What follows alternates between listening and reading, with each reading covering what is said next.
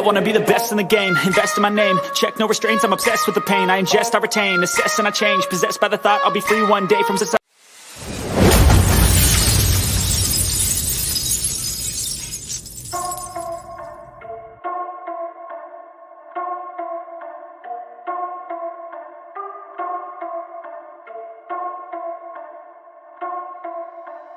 Turn me up, Johnny.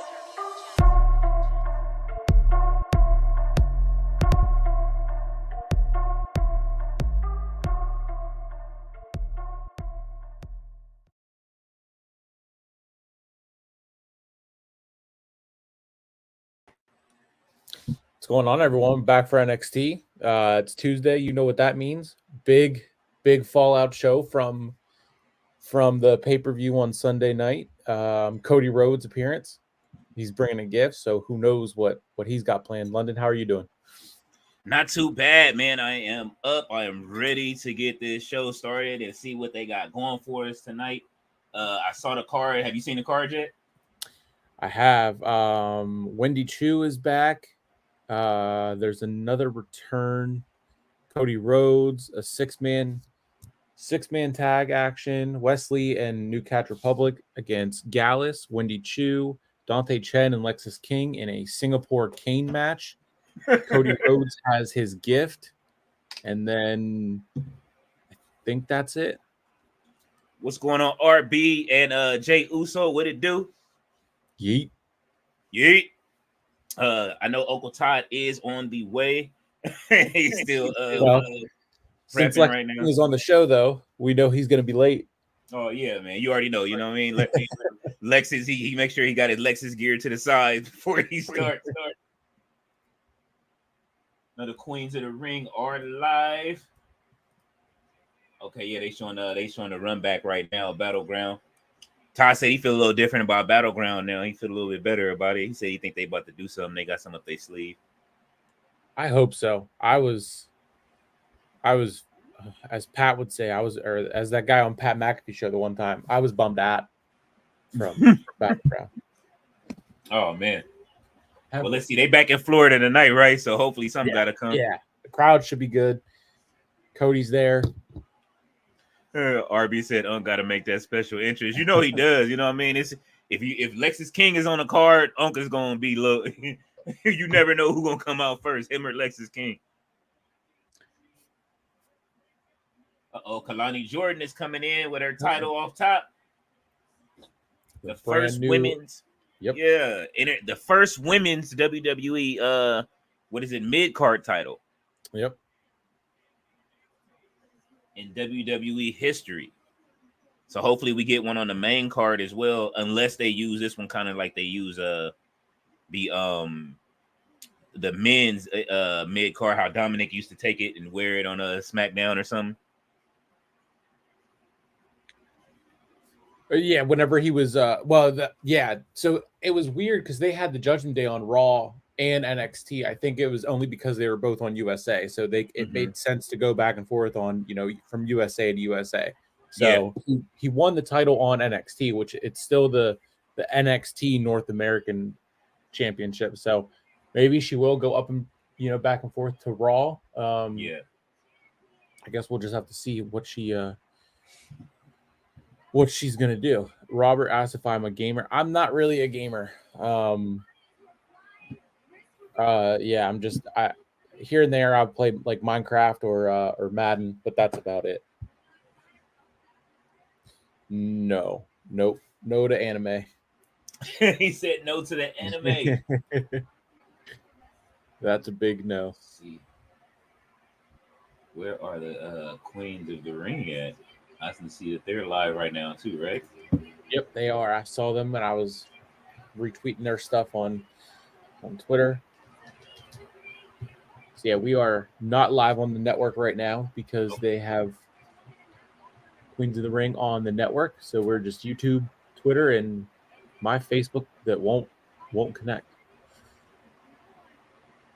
They got it going. I'm trying to always slide in and leave a comment. Yeah.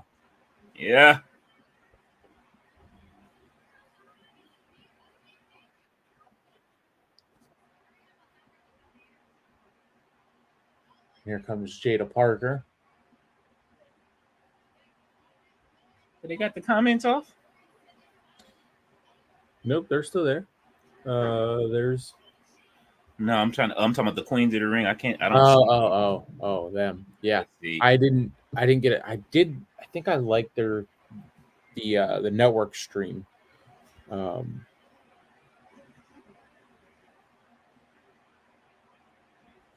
Yeah, okay, there it is.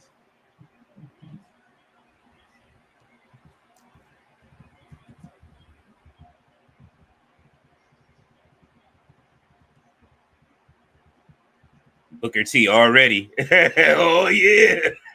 Fighting for his life. Yeah, already. As soon as it starts.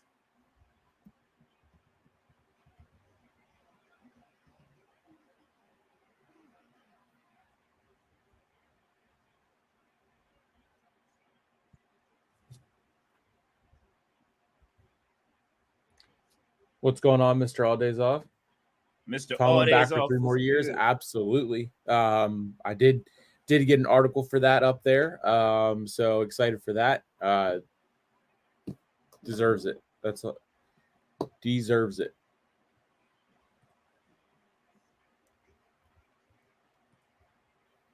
The Oh, Kings Miss and Jada Queens Night War. Parker. I thought she was fighting Mi Shin tonight. Oh, she is fighting Mi Shin. Is that her new gear? Yeah, they went right to. Wow, they went right to that match. I didn't even see Michin's entrance. I didn't either. That's crazy. Her gear looks different from even Sunday. And Eddy Trick Thorpe. Williams is live. Eddy Thorpe is returning tonight. That was the other one that I couldn't think of who it was.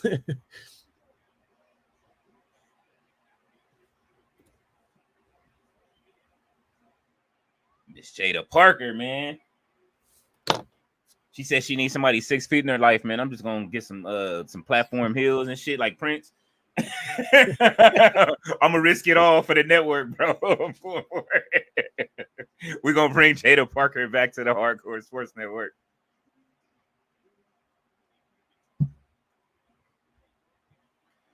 All right, it's a good match so far. I like Mi Shin, man. She went down there, kind of like the Good Brothers, but I like the new gear. Yes. They don't give her that much of a good chance to I don't know. Like, to me, it's like, I don't know why she's not translating to the major. You know what I mean?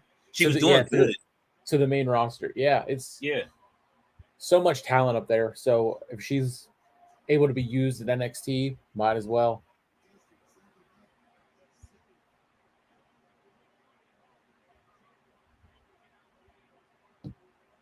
Okay, she got on her Jade from Mortal Kombat gear halfway. They be thinking I don't be knowing. See, that's that video game, man. You be watching it. Do you know when No Chill is coming back? Oh, who? No Chill. Oh, No Chill. Man, we gonna chop it up with No Chill and see when he gonna be available. I know that his work schedule is kind of crazy. It's almost like yours, Nick. Yeah. But he's in Vegas, so he's he works in the evenings. But I will we definitely gonna have a talk and see what's good. We'll definitely invite him back. I definitely planned on inviting him back to something. So we're gonna chop it up with him. If y'all want him, then you know what I'm saying. We aim to please, no Vinny. You know what I'm saying? Mr. Artis also said Jada is awesome. Absolutely. He said LeBron push down taunt. Hey man, listen. You see, he brought up video games, and now you bringing up people that are in video games too. That multiverses, bro. People don't sleep on multiverses. Nick, if you get a chance just to like, you know what I'm saying? Like, I don't know what system you got, but if you get a chance to just jump on, like, I don't know if it's on PlayStation or whatever, just it's free, bro. Okay. LeBron is undefeated. LeBron is wild in that game. Just as a sports person, if you want to play with someone, if you want to play somebody sports inspired, LeBron, all his moves basketball related. He even does the his, I don't know if it's a ton. I think it's a what's the name where he's, remember he was screaming foul, like y'all don't get the foul. They ate that emotion in the game. It's crazy, man. Here they go showing Pizza Hut, man. I can't eat none of that, man. I went and worked out last night after the watch along with Earl. Yeah. Yeah, man.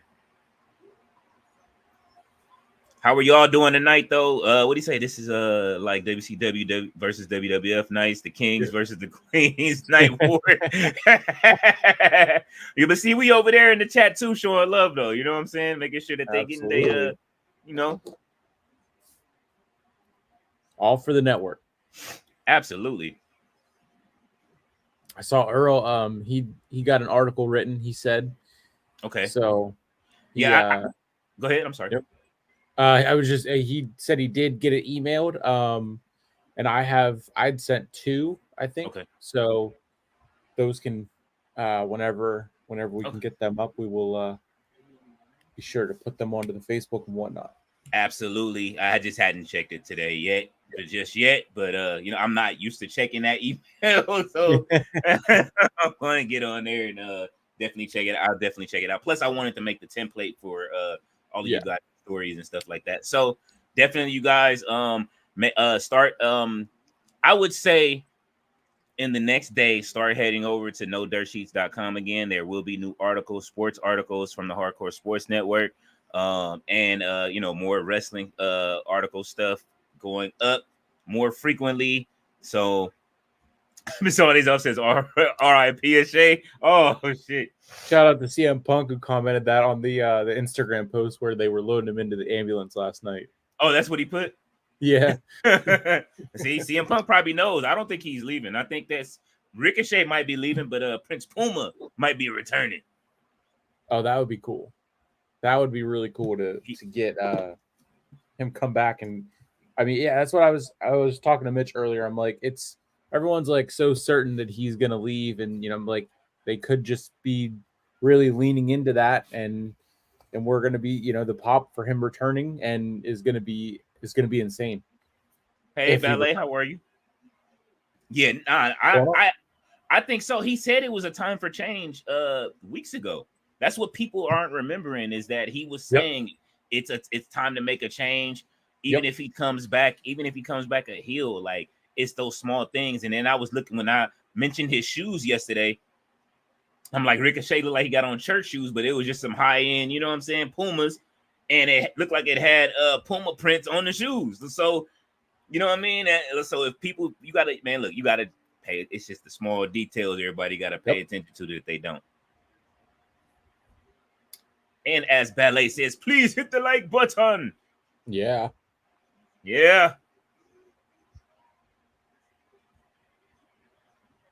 I like it. Everybody going to make sure they support both streams. That's right. Support the Queens of the Ring. They look like they cooking over there. Yeah, I'll start that listening to that on my way to work tomorrow morning. Oh, on the Spotify. You jump on the Spotify podcast. Yeah, whenever Mitch gets to uploads it to the Spotify, but I'll just throw it up on YouTube because I have premium, so I can just listen to it on my way. Okay. I definitely want to make a cover with once I get the template for the covers, I want to make something for all of the different shows and stuff like that people can do it. That the people can do. We definitely, when this goes off, we got to talk. Uh-oh, she kicks out. Let's go, Michin. How far back am I? Where are you at that you see right now? I see Michin has a pin too. Jada just kicked out. Okay, so we're like right almost. You're like now they're showing a lower third graphic for Clash at the Castle. Jada Parker. Man.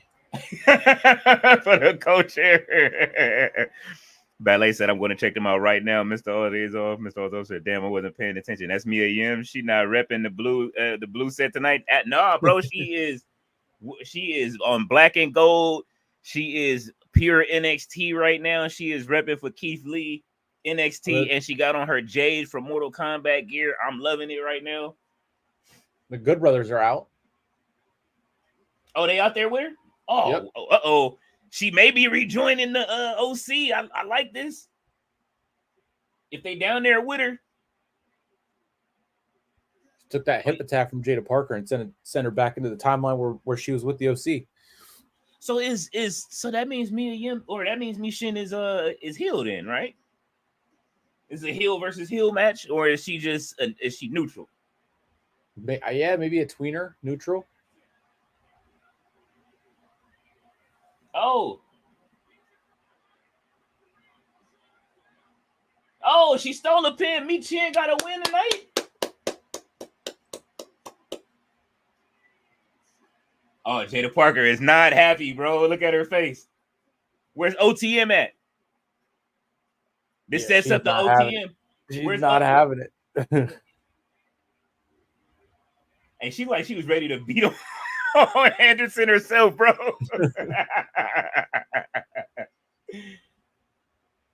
Oh man, yeah. Look.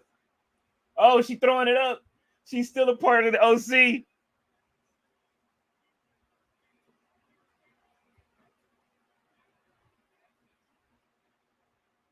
Oh, look at Gallus. They beat the brakes off of Wesley on Sunday. Oh. I love the chaoticness of NXT though, man. Like I'm getting hype already just off of the first win. I'm sorry.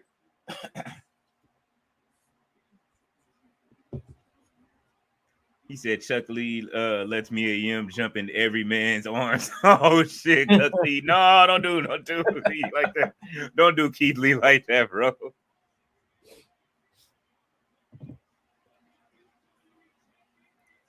Her and her sister is doing the Lord's work for Big E, man. They got Big E down there taking getting what are those stem cell getting stem cell rejuvenation.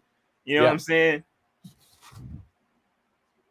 They at home getting that good loving from them sisters, man. They you know what I'm saying? So they showed Cody there earlier today. Now they're showing Cody for SmackDown with AJ Styles. Kevin Owens versus Solo Sikoa. I got the bloodline in that one. Already, I'm calling that match.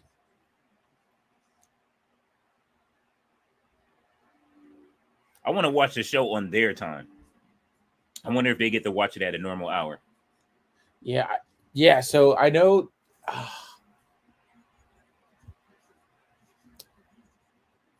Yeah, because what 8 o'clock their time is like 2 in the afternoon. Well, obviously it's 2 in the afternoon. Mm-hmm. I don't know. So I don't know if there's any like stream sites that would have it, or I'm gonna try to find it, man. Maybe we're gonna have to look in the parts unknown.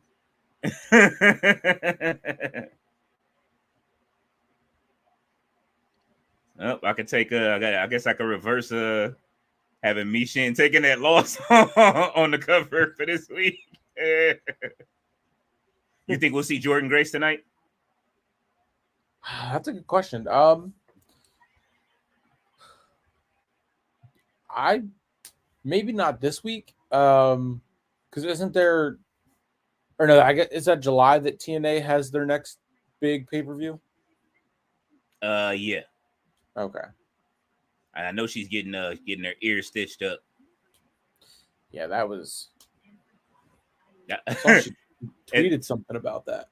As bad as it was awesome. I ain't gonna front, like Yeah. You know what I'm saying. Just being able, that's what people gotta understand. Them being able to take that type of punishment and keep wrestling, like with just that's like that adrenaline when you just when you on sports and you just on that type of time and you just keep going, man. That's a part of the end. That's the one thing I respect about sports that I hate about certain sports. One of the things I hated about what was it what do they call it when they rest the players during basketball season? Load management. I hate load management. Yeah. You know what I'm saying? It takes away from. I thought sports was about endurance. Yep. You know what I'm saying? Like resting the players week before. No. We're not doing none of that. That's like a participation trophy. I hated that. That's all Greg Popovich's fault too. Like just so everybody remembers that he was the first one to do this in the NBA with Tony Parker and Tim Duncan and him. Speaking of Tim Duncan, I saw an interview with him and Richard Jefferson. Did you see that? I haven't. No. Oh my God, man! Look, just put that. Go to YouTube and put it to the side. It was funny. Richard Jefferson was asking him all kind of like, it's almost like a funny Marco interview where he's asking him weird shit, and Tim Duncan was looking at him like.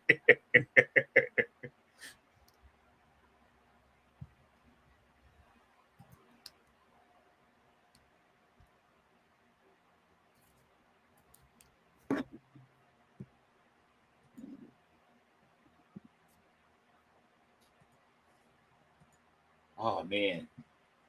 So yeah, everything has been up, man. I've been watching all kind of shit. I almost started watching the new Godzilla. I still haven't seen it yet. Yeah, I haven't gotten a chance to watch it yet. I think the next big movie that I'll be going to the theater for is definitely Deadpool 3. Oh, I'm absolutely. I have to take my kids to that, and they will hurt me if I don't take them to go see that or Venom 3. Venom 3 is another one. I'm excited for that one. I think I'm more excited for Deadpool than I am for Venom. Yeah, man. I don't know. I haven't I don't know which one. I think it's got to be equal. I like the Venom movies. I wish they would have done more. Like when they I like how they dropped the symbiote into Spider-Man. Yeah. Or into the Marvel universe, and then he left again, and you know what I mean, and jumped out. I thought that was brilliant. I need to. There's a whole bunch of shows that I haven't watched on Marvel yet either. I can't watch the TV shows. I really can't watch them. They are just. I don't know if it's. I don't know what it is, but the Marvel TV shows don't do it for me. I like DC TV shows and Marvel movies. That's. Oh, the DC TV shows were great. Okay. Oh, the New York City. Okay, so LA Knight and Bailey have now joined on to the Fan Fest in New York City, along with Hulk Hogan, Cody Rhodes, CM Punk. Becky Lynch is going to be there. That's interesting. Yeah. Yeah, man. Let's go. Uh-oh, here goes Chase U. This is the trophy, dude.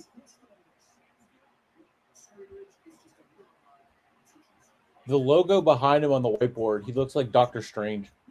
He does look like Doctor Strange. That's funny. Hey, yo, Andre Chase beat my ass on 2K the other day. No. Future AEW, no, she's not going anywhere. He said future AEW star Becky Lynch will be there. People in the chats were saying she cooked that. Like in one of the there's like an AEW positive. Like I'm in like this wrestling like Discord, and they were saying like, oh, Becky cooked. Like she's at home. I guess it was those 3 pictures she posted. Yeah. Maybe she's trying to send a message. The caption was, "It must be Monday." Oh, and she's not there, so it's boring. Is that what she's trying to say? Well, I don't know if it was that or if it was just she's just waiting to come back and waiting for them to work out a deal. That's what that's what I was thinking it was. But listen, man, they got to understand this ain't Vince McMahon. This is the most TKO. pettiest. And at the head of TKO is what's his name? Ari Emanuel. Ari Emanuel is not Vince McMahon. Ari Emanuel is 3 times as evil as Vince McMahon. I don't think people understand that. If you haven't watched Entourage, I know you've seen Entourage, Nick. Yes. Yeah. Ari Emanuel is Ari Gold in real life. You knew that, right? I didn't know. I never Ari made Gold the is a connection. real person. Ari Gold is a real person, and it's Ari Emanuel. So if you guys don't know, I implore everybody to go watch Entourage and watch his mannerisms, because that's the story of Mark Wahlberg and his agent. And then if you watch the movie, he becomes the head of. I mean, at the end of the TV series, he starts running Hollywood, and that's Ari Emanuel. So if you're wondering why Cody Rhodes signed to WME, Ari Emanuel took Cody Rhodes like, hey, yo, come sign with me, and then you can put you in all these movies. Oh, wow. He runs Hollywood. If you want to know who that dude is, if you want to know why Kanye can't do anything in the industry anymore, it's Ari Emanuel shut him down and told everybody to stop working with him. He blackballed Kanye West. So if he has enough power to blackball Kanye West, imagine what he'll do to a WWE superstar that has something to say that works for him when he feels like it.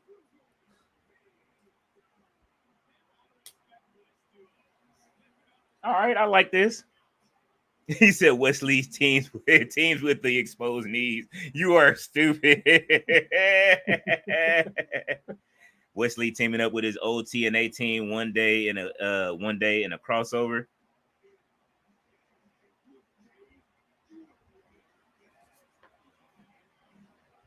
Oh yeah, this is I'm thinking. So they are having a Marvel crossover today. Now that I think about it, because Cody's there, the New Catch Republic is there.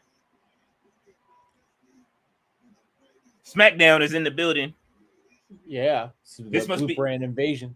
Yeah, it is. And the Good Brothers go between NXT and so Raw. this must be the last plane to Glasgow.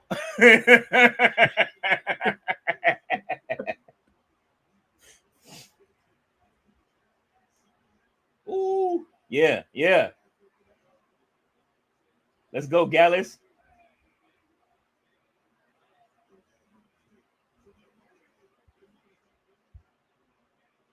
Wesley gonna have to let his North American Championship aspirations go, bro.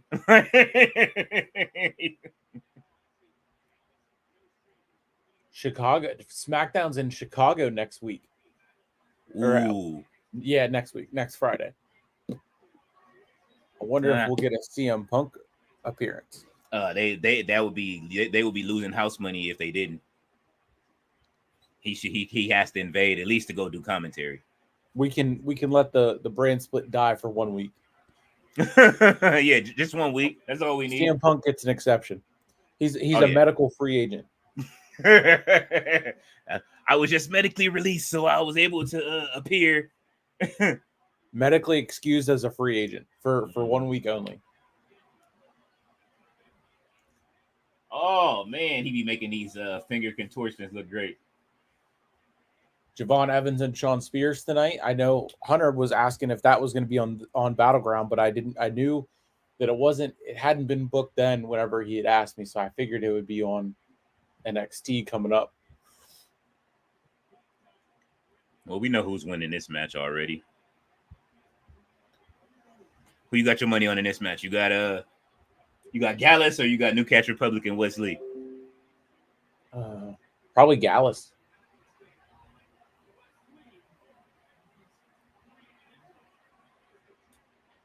Although after that, my goodness, he stood up. He waited a second, stood up, and then spun himself out of the ring. Man. Oh. Pete Dunne. I'm glad they changed his name back, man. That was a tragedy having to watch him as Butch. That was painful. That had to be a Vince McMahon call. Oh, you already know. All right, Wesley. Pete Dunne over the top. The big strong boy is still spinning him.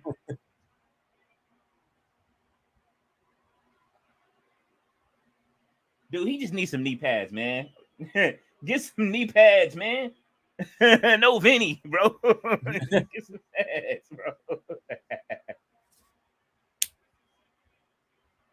Or at least the high boots. I wish Chase U was on the main roster.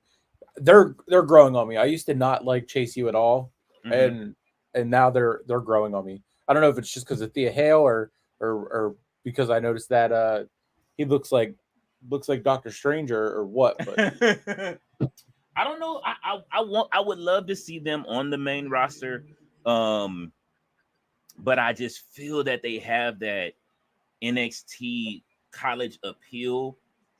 And I don't know if Andre Chase I don't know if he would want to move up, but I would love to see the Chase U gimmick stay in NXT.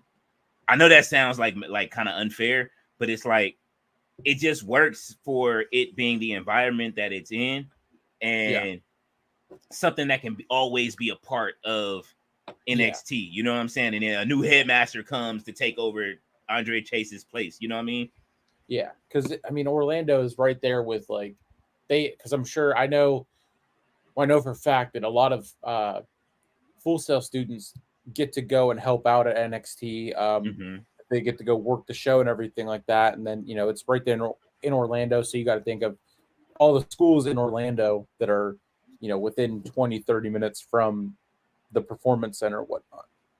That is the that is the one item that I do want next to a my biggest purchase I want to get is the Fiend belt, which I usually see every now and then somebody will auction it off on eBay for like $1,000 or a little less than $1,000, even though it's like $3,000 originally because it's all leather. I want that title, and I know I want one of the other titles, but I want a Chase U sweater, bro. I want that sweater that I want that sweater that Andre Chase be wearing, man. Chase U's connected to the college feel of NXT. Yeah, it is. Absolutely, Mr. All Days Off. It just feels like, you know what I mean, while they're learning that there should always be a Chase, like a Chase U connection, like, or somebody running Chase U. I would even love to see a healed, I think they were heels before at some point. I would love to see like somebody come over, almost kind of when damn, what's her name? When she was a part of Chase U, and then they had to do the calendars, like to save Chase U. Like their storylines are always fun. They were doing that right as I started watching. I can't remember because it was Thea Hale, and then it was JC Jane. JC Jane. Okay, yeah. And like I said, I liked her coming over, kind of like, you know what I mean, like turning Thea, trying to turn her heel. You know what I'm saying? That whole time, like, come on, like. And then they took that up to the main. They did that in AEW actually with Stokely trying to turn like Willow and Chris Statlander heel when he was trying to give him the chains and stuff. They be trying to like see who can do the stories better than each other. I be noticing that. And that's what makes it fun. That's what having two options is so good for. Until it becomes just Tony Khan being like, "Oh, what are they doing? Okay, we'll do that." Don't. That's the only thing I just don't. Come on, man, y'all. Everybody's good enough. You have enough people to help write storylines. Just don't ask Jeff Jarrett to write anything, and then we'll be okay. You know what I'm saying? Like, we're gonna get a Texas chainsaw death match and red lights and chainsaws and. Please let me check and see and make sure there's not another Texas Chainsaw movie coming out, just in case, because he might try to defend that title.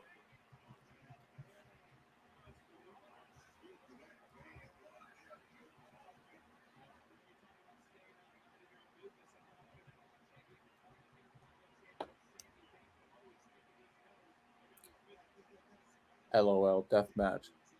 The Texas Chainsaw Massacre death match was awful.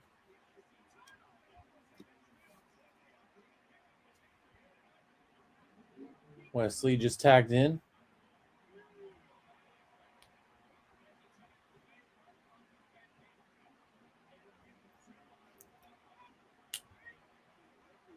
Okay, I'm behind you now, I think. I'm still seeing what's the name in the ring? Who is it? Wesley's gear looks like it's too big for him. The bat, since as they say, a bag or oversized clothing is back in. I've never seen baggy wrestling tights. At least he's not wearing what he was wearing before. What was he wearing before? He was wearing clothes. He was wearing stuff over his. He was wearing like shorts with like baggy pants underneath it. So.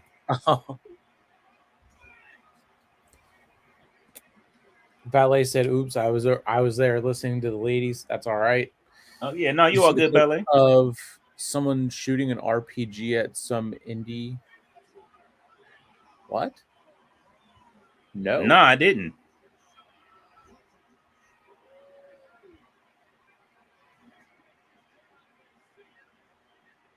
Chase U leader has to be hot wearing that sweater and shirt. They are. It's all Andre Chase. She said, yes, they are a bit loose. Andre Chase. Hey, look, man. Andre Chase will forever. He don't care what the weather is. He's wearing that sweater. It's like that one episode of Ned's Declassified where Cookie has the jacket and he won't take it off. And then he ends up going to they have to cut it off and everything because he has heat stroke. I love that show. I loved that show as a kid. Joe Coffey and Gallus take the win.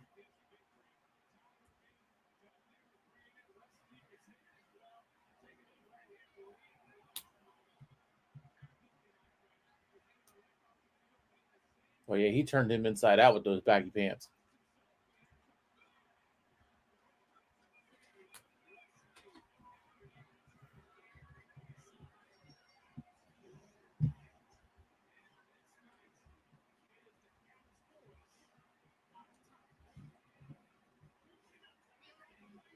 So they set up for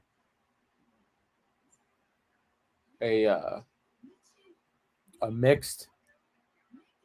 No, look, Six. OTM. Yeah. It's OTM versus the OC.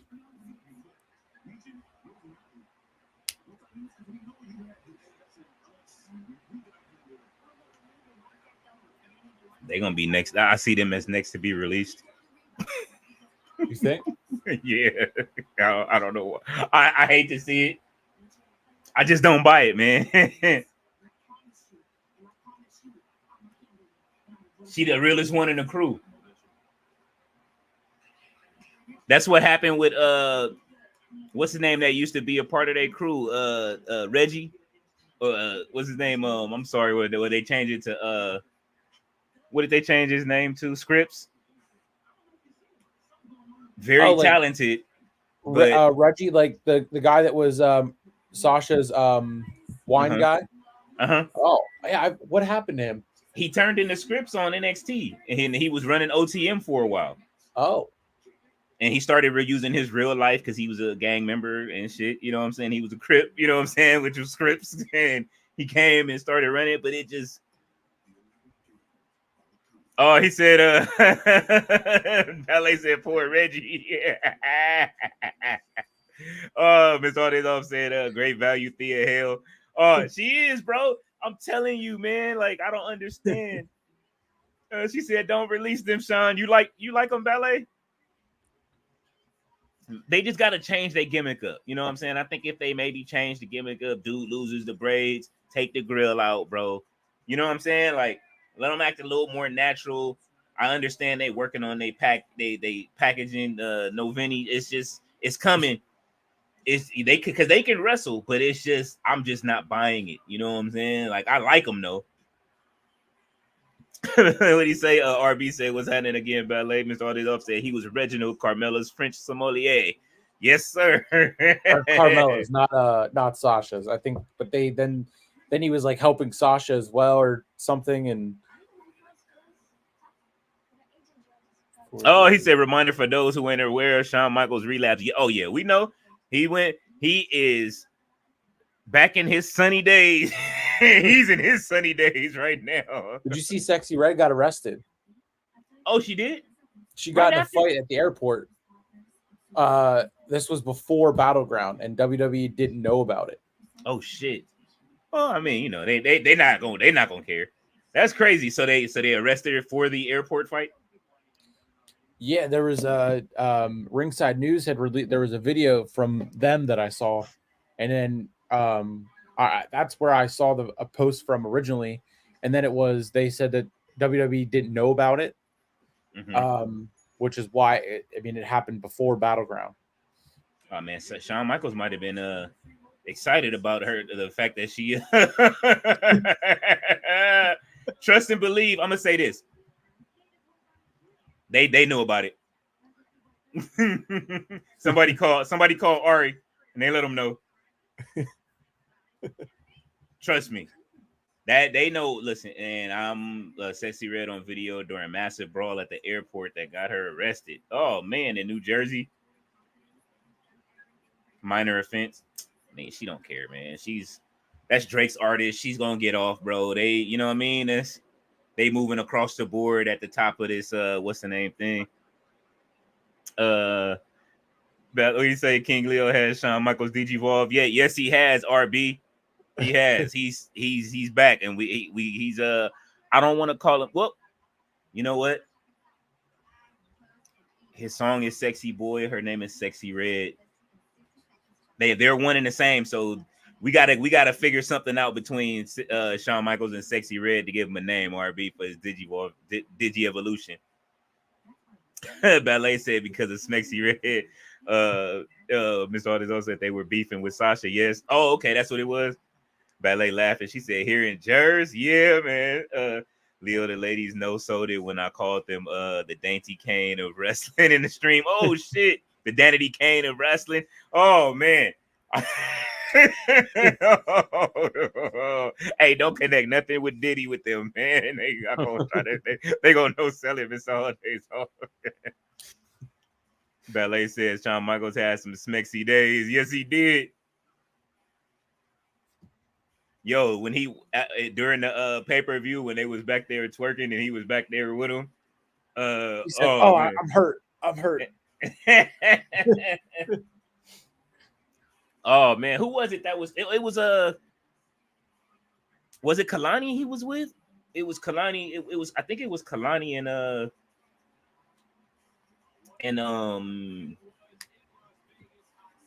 Kalani and Sexy Red, because she was twerking with her. She twerked with everybody backstage.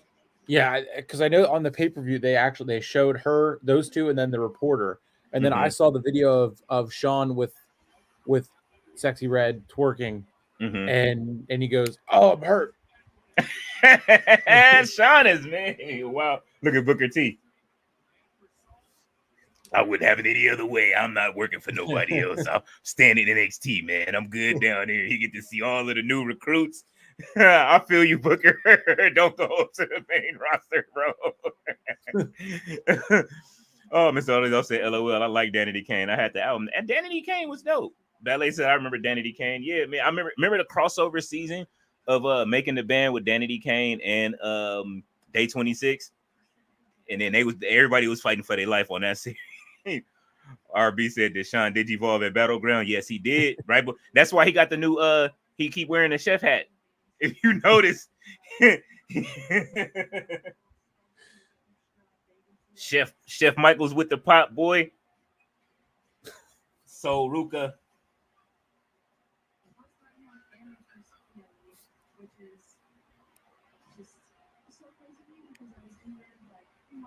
What is she like?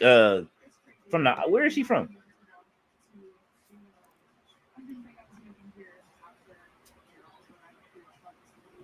I'm gonna look up. Go ahead.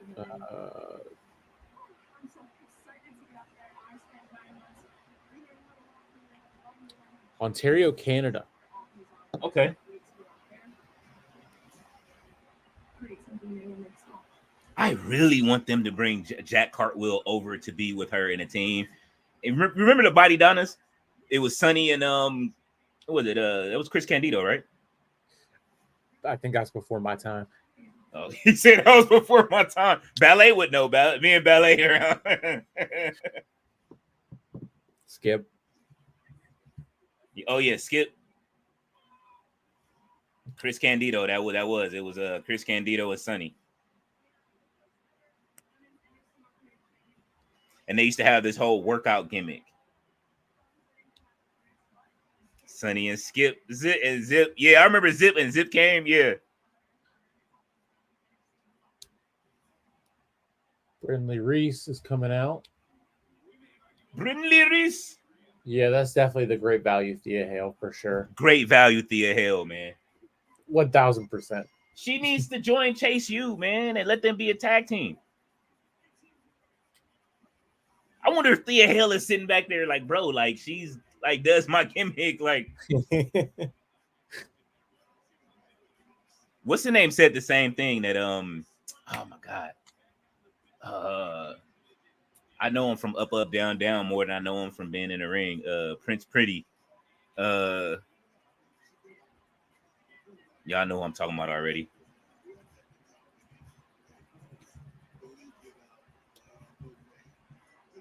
Tyler Breeze. Okay. Tyler Breeze said the girls said that he stole all their gimmicks, and there was like an interview with him on Up Up Down Down, and I think Alexa Bliss said, "You stole this from me," and then somebody else was like, "You stole my whole selfie stick gimmick," and he just stole all of their stuff and used it to build his gimmick. Yeah, Mr. All Days Off, be good looking, Mr. All Days Off. Oh shit, this Wendy Choo that's coming out, the new Wendy Choo.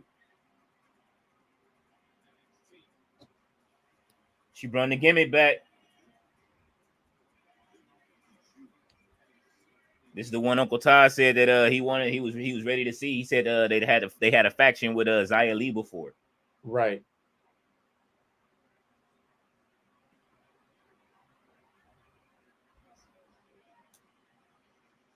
All right, I like it already.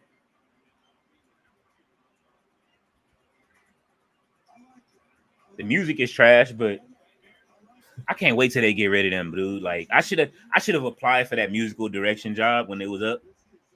So I could have got rid of them and hired somebody else to make some music for these wrestlers, bro. You get better music off of Motion Array. Oh shit. Oh yeah, Great Value. Thea Hill is losing this one, y'all. Just so we understand. She's done. See you later, Great Value. Damn.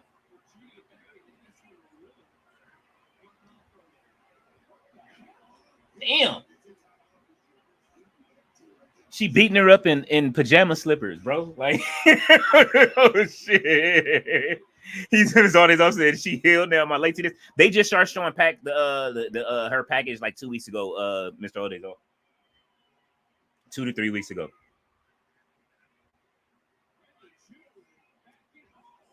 And then last week they snuck in her the way her face looks.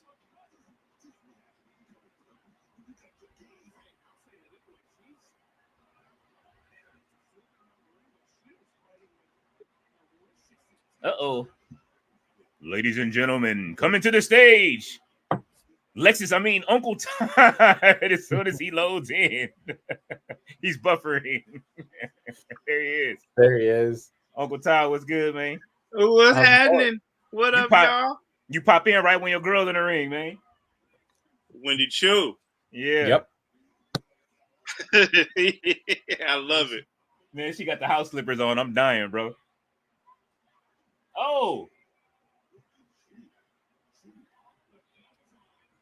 Don't this kind of remind you of what's his name's gimmick a little bit in New Japan?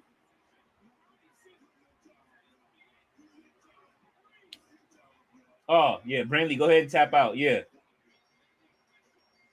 Tapped out to the pajama pants. He said, God. Uncle Toddy on you. All days. What's happening, man? You know we up in here.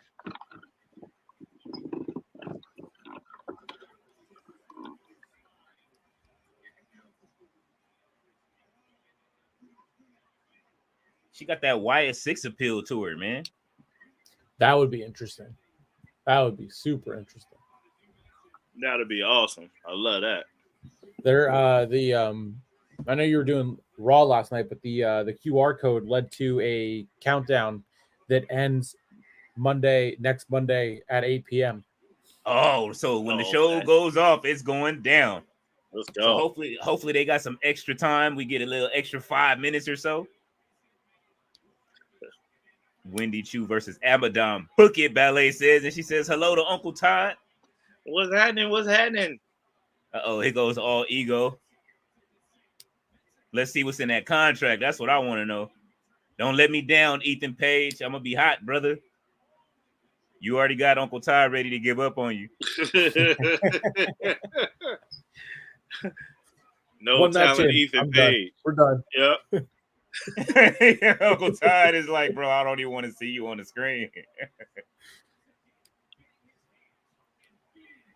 But I did like the win by Michin tonight so far. Let's go, Michin. I love it. Ava Rain, she tweeted out earlier that she had to fine Oro and ban him from the building tonight. And Ethan Page quote tweeted and said, "A safe workplace is a happy workplace." Oh my God.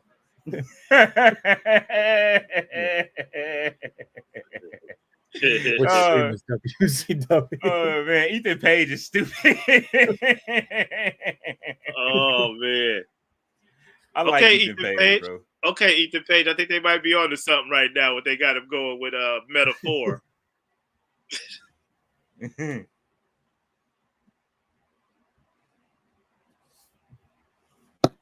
Uh-oh. Trick and Solo, the Dawn is wearing the same chain. Which stream is WCW?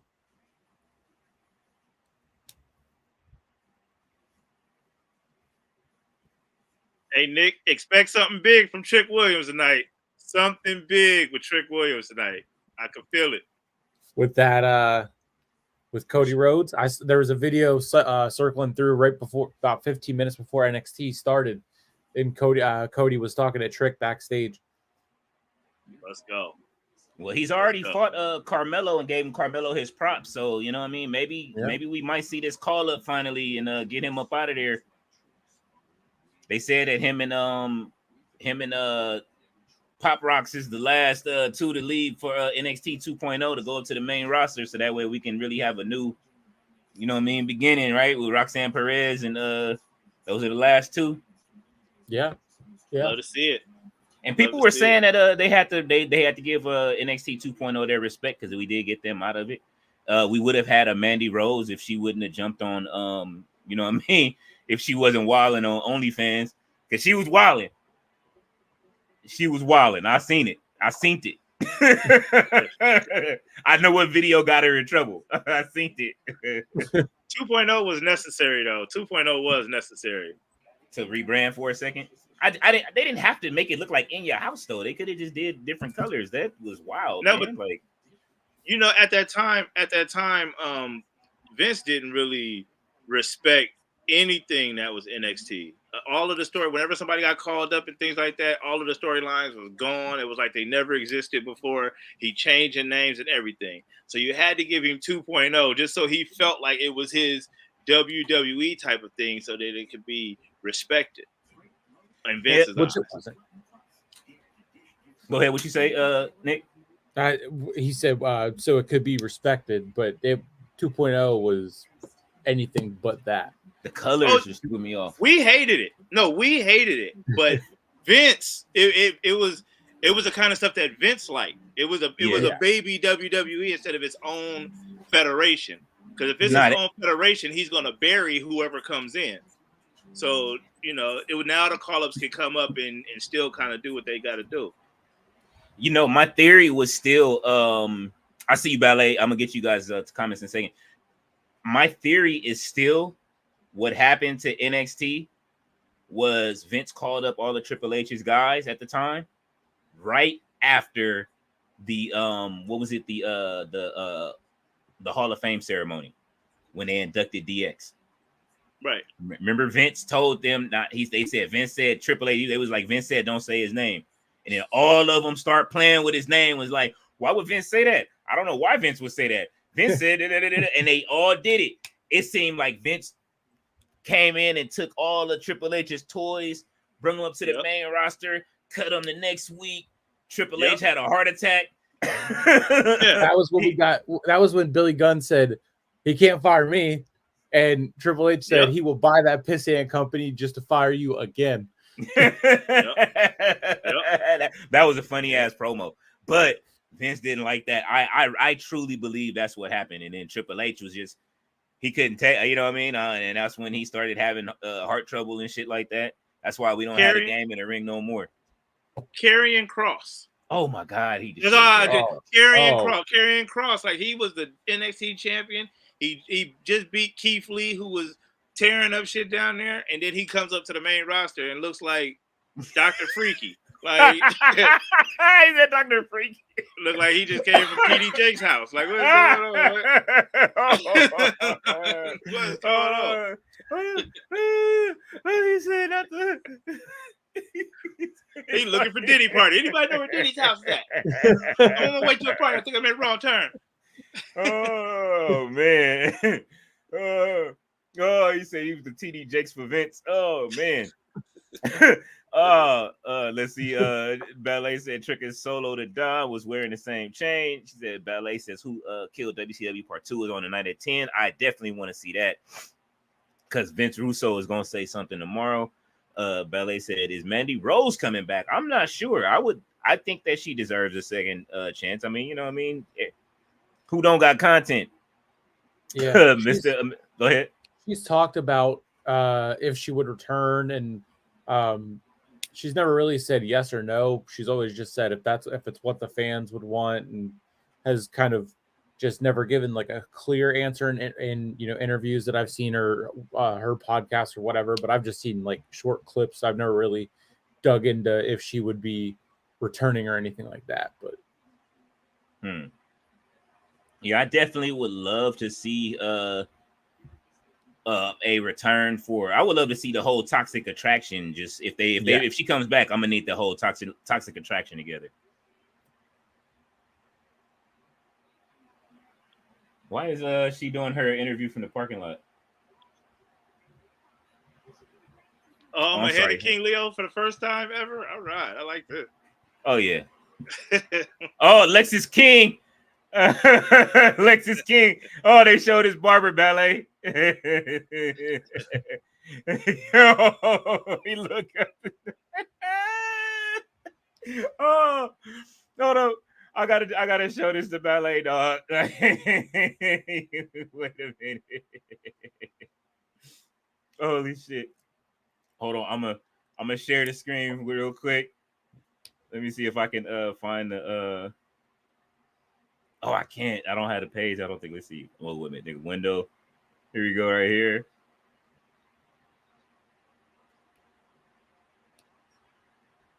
Is it up? He getting sliced up right now. Y'all see his shit. I love it. I love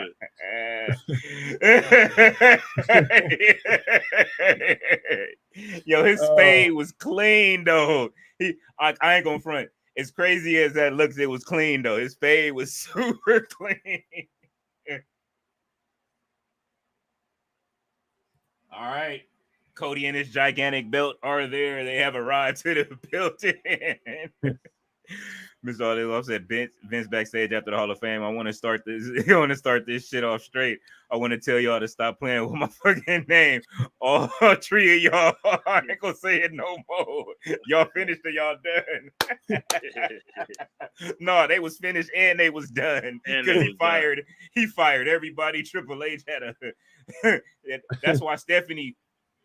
That was one of the reasons why Stephanie stopped fucking with Vince too.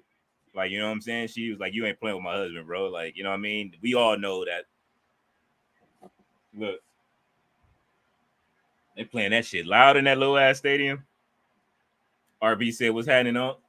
What's happening, RB? What's happening, man? Shout out to I'm Out There Nation. I know you out there. Oh! He said, Birdman, McMahon. All three of y'all. Because he wasn't talking to Billy.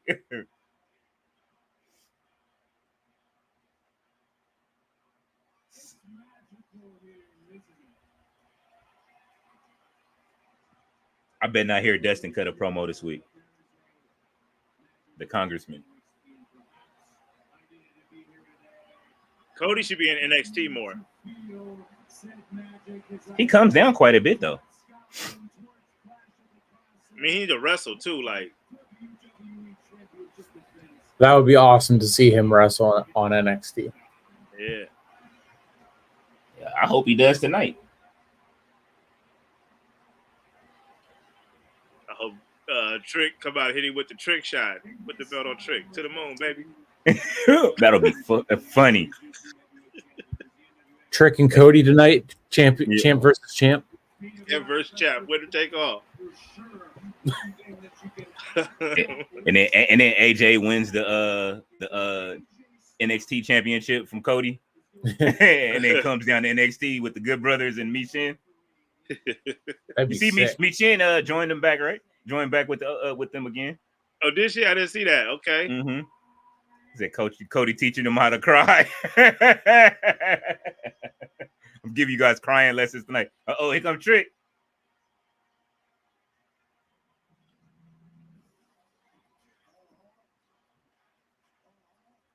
That shit, man. That is the best theme in WWE right now. What's your everybody? What's going on, What's E? your top five? Your top five theme songs Ooh. right now? Go ahead, Nick. Just period. Yeah, period. Trick Williams. Okay. Cody. Okay. CM Punk.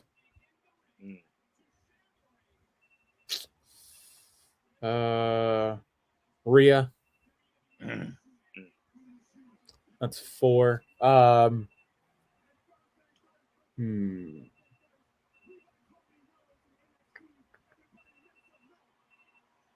Just trying to think of who else. Jade. The original one, or her new one? Her new entrance overall. I know we said song, but just entrance overall. Those 5. All right, Uncle Todd. Oh, me? All right. I gotta go. I gotta go with Cody, Trick,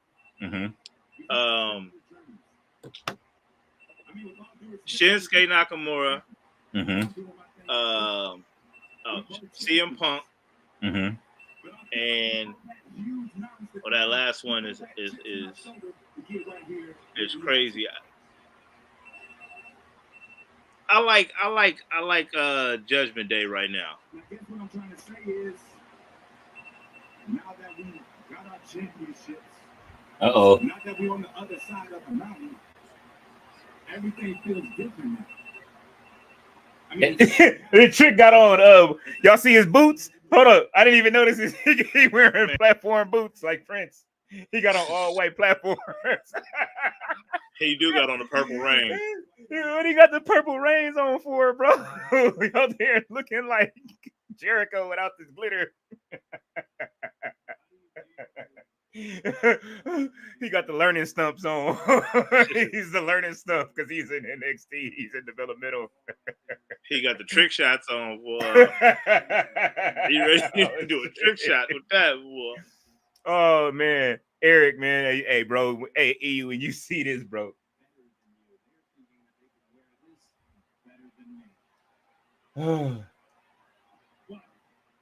Oh man, that's the shot of the night. The WWE shot of the night. What do I? Oh yeah, I used to make the shoe. What's the name? Those is going on the next episode. I'm coming back with after the after shows. That's going on the next episode of after the after shows. Oh my bad. I do a shoe segment. My bad. Scratch the Judgment Day and give me Seth Rollins. Okay. Interesting, yeah. I'm coming. I'm trying to see what they talking about. It sounds like they talking about a match.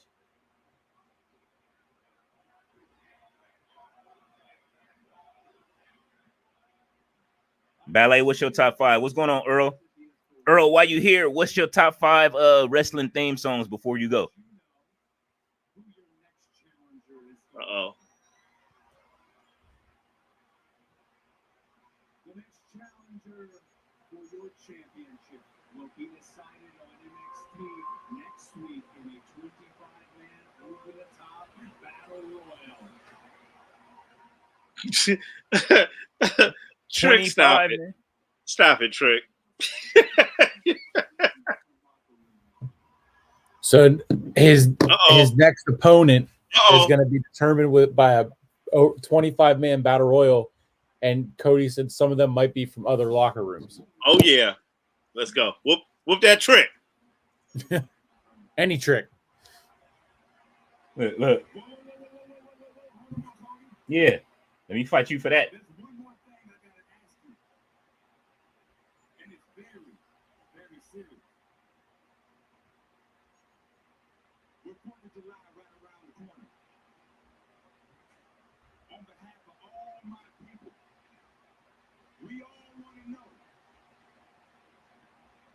You coming to the cookout? Oh shit!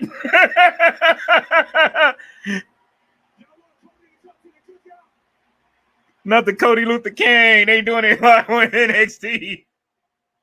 Yeah. NXT must be having a cookout. That's why Shawn Michaels keep wearing that chef outfit.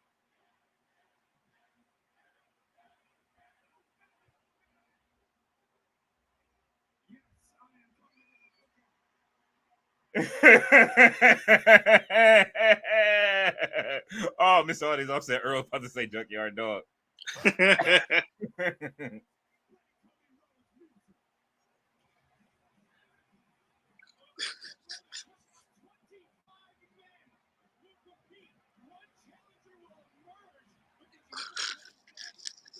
Cody is going to the cookout, ladies and gentlemen.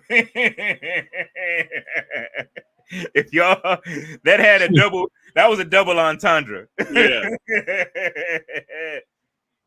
Okay, HBK, Undertaker, Demolition's theme was hard. Yeah. Bryan Danielson and Stephanie McMahon, WWE. Oh, okay, that was Jackie O that did Stephanie McMahon's theme. If anybody remembers who Jackie O is, Florida. Neck and her back. Her. No. That's she did Nookie real good. Oh, that's not as bad as neck in my back.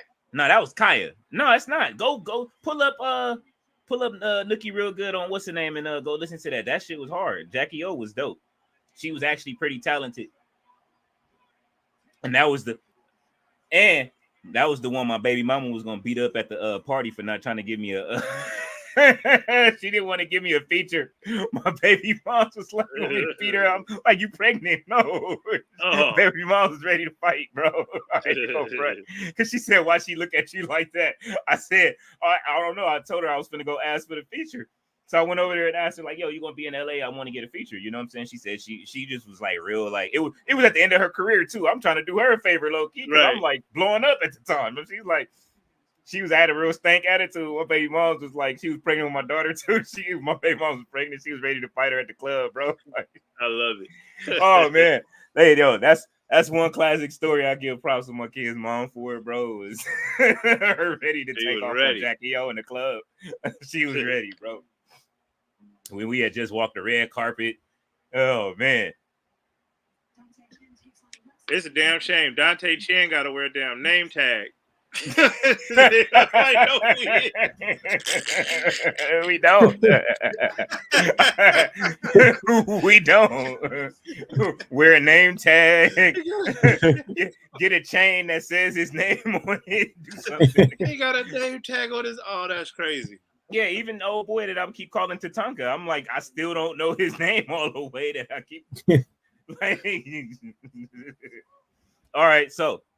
Top 5 favorite wrestling songs of all time, or right now, in almost this order.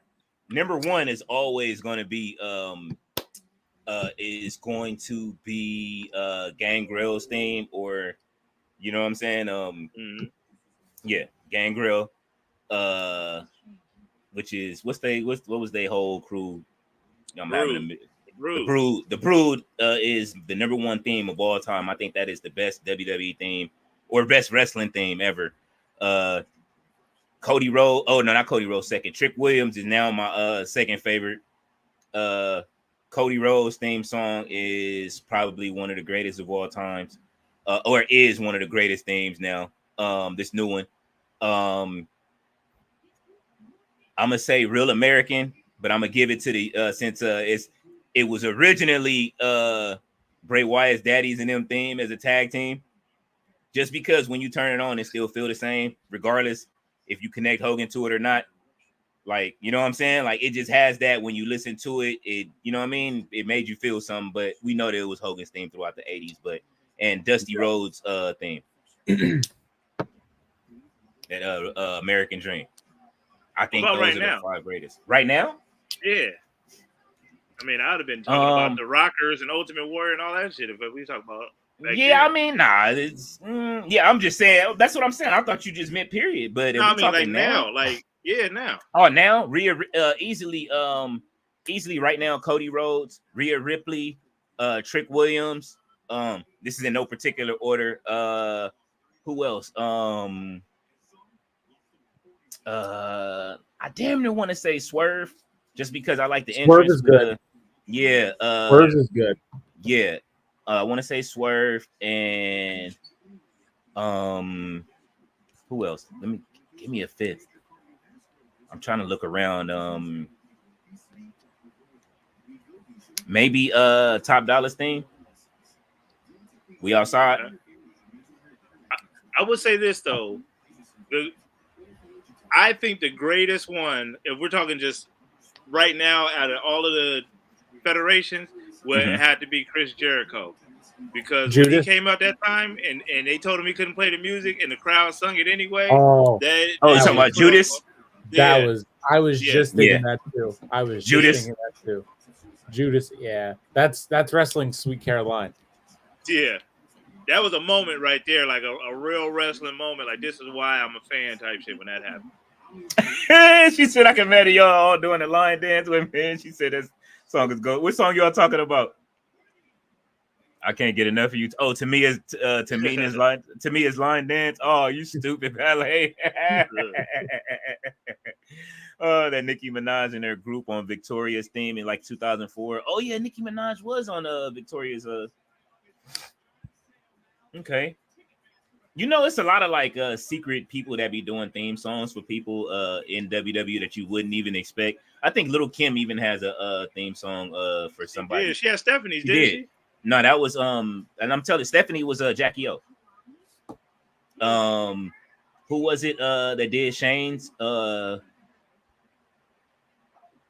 did Shane McMahon's theme? Okay, Lil' Kim did Trish. Yeah, I knew it was somebody, yeah. Look at Wendy Choo backstage. Look. Everybody in locker room like Oh, there's the next 2024 NIL class. Okay. Next in line.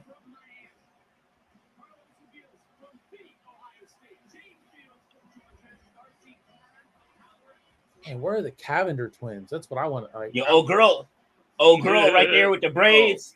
Old girl with the braids. I forget what her name is. And old girl in the black are shoo-ins to be on NXT. And everybody was like, shit, Shawn Michaels is cooking. They know what he's doing.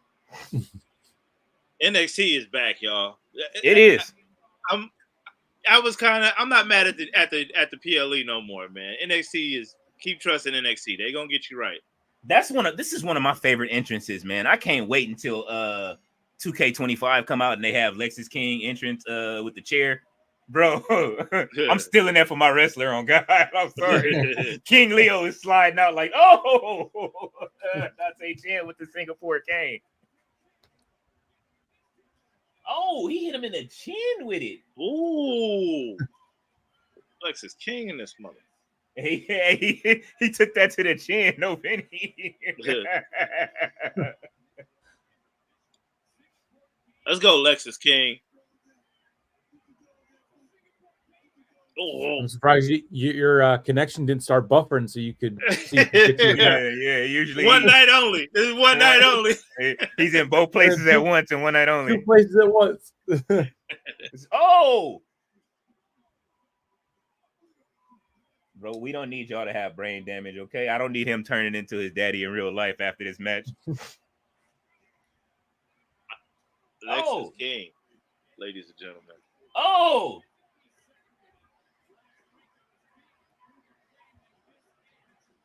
Let's go, Javon Lexis. Evans and Sean Spears still to come tonight.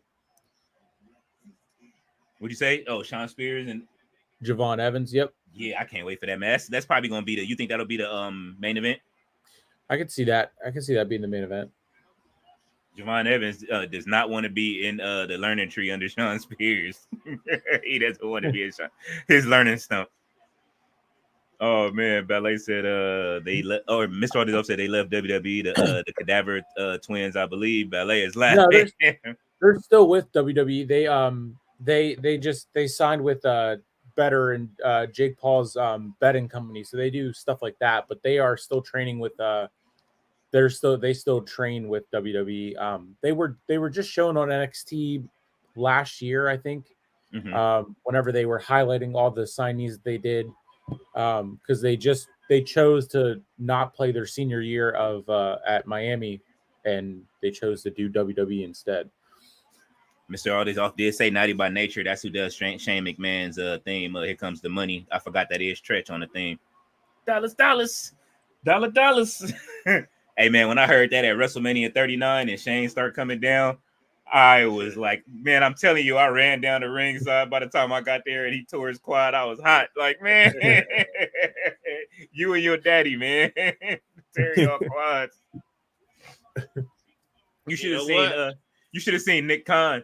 Nick Khan. As soon as Shane started skipping down, that was one of the things I saw. The most pettiest shit I saw was Nick Khan walk backstage like he was mad, like Shane McMahon was kind of. He just started. He just walked back into Gorilla's position, like I'm out of here. And then Shane tore his quad. I was like, oh.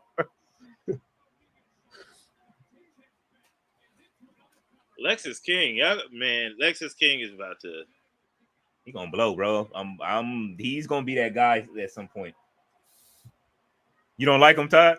No, I like Lexis King. I'm a fan, especially what he's doing in this match. He's smacking shit.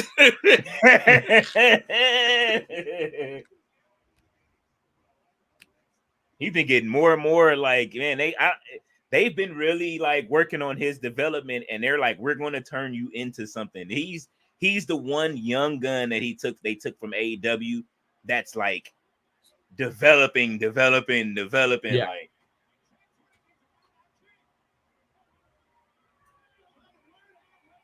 man, if you lose to Dante Chen, because he lost to him last week, right? Didn't he? Yeah, he's lost to him 2 weeks in a row, I think. Oh, that's it. He pinning him with the cane.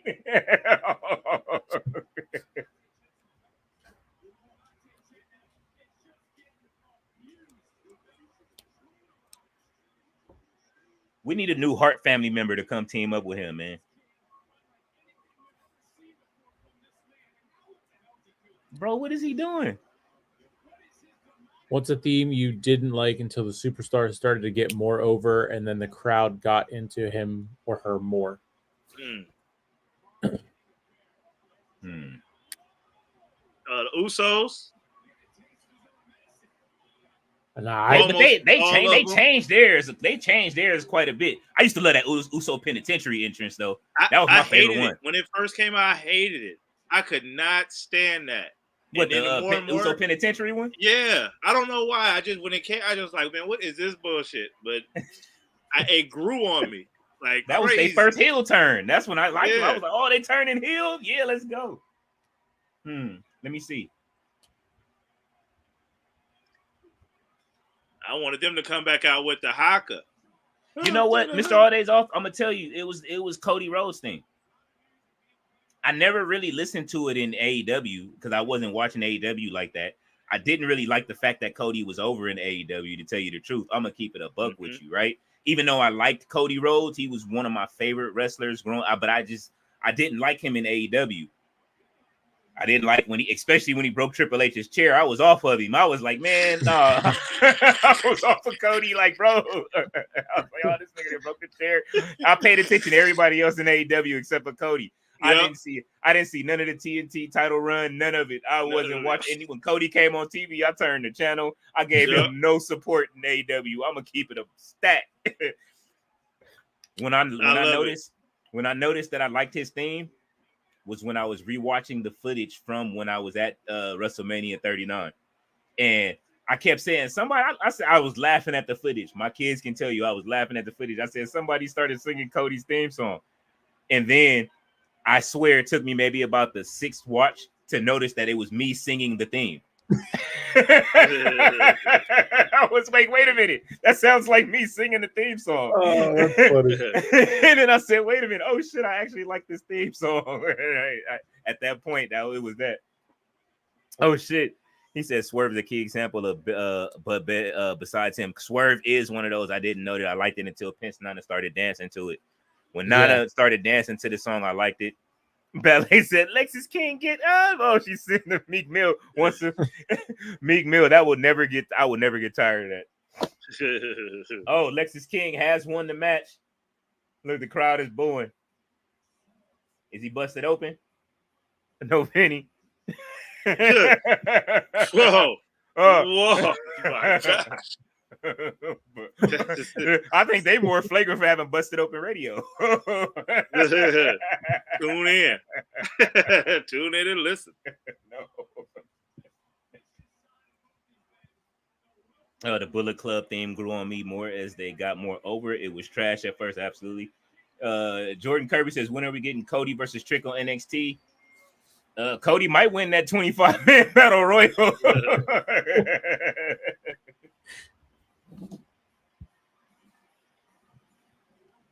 Look at JC Jane coming out with the bird nose mask. She got on Cody's mask. Look, Cody's there. Look, there it is. Cody gave her just when I his mask. said it. Just when I said it. Just what I was saying. I didn't even know he was going to do it. That's funny.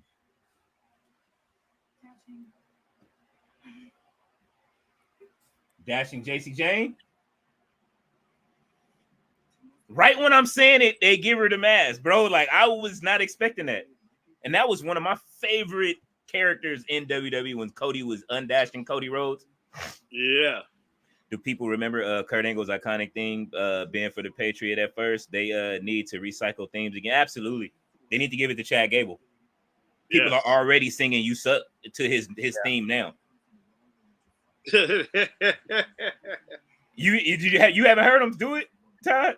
No, yeah, I heard him do it. I was laughing at this comment right here. You just put it up there. This dude needs Tatanka's theme. He does. They're showing Tatanka Jr. on there. Oh no, who are they showing? Chief Jay Strongbow? Is he related to Jay Strongbow? Somebody's got commercials. But hey, that Cody Rhodes theme grew on me too. After because I remember it was a big deal that he got to keep it. I never really paid attention to it. I was just like you when he was over there in AEW. I wasn't really watching the match. I watched the Shaq match. That was like it. That's all I really watched of Cody Rhodes. I watched the Snoop match too when he came off the top rope. That was the one I did watch. I saw the Snoop match, or maybe a highlight of it, and then I watched like one of the first full episodes I ever watched was Winter's Coming whenever Sting debuted. Oh yeah, okay. So then that was it. Then it was like here and there, whatnot. Right. I think when I really started watching AEW full time, I have to give credit to Tati for that because she was reviewing AEW.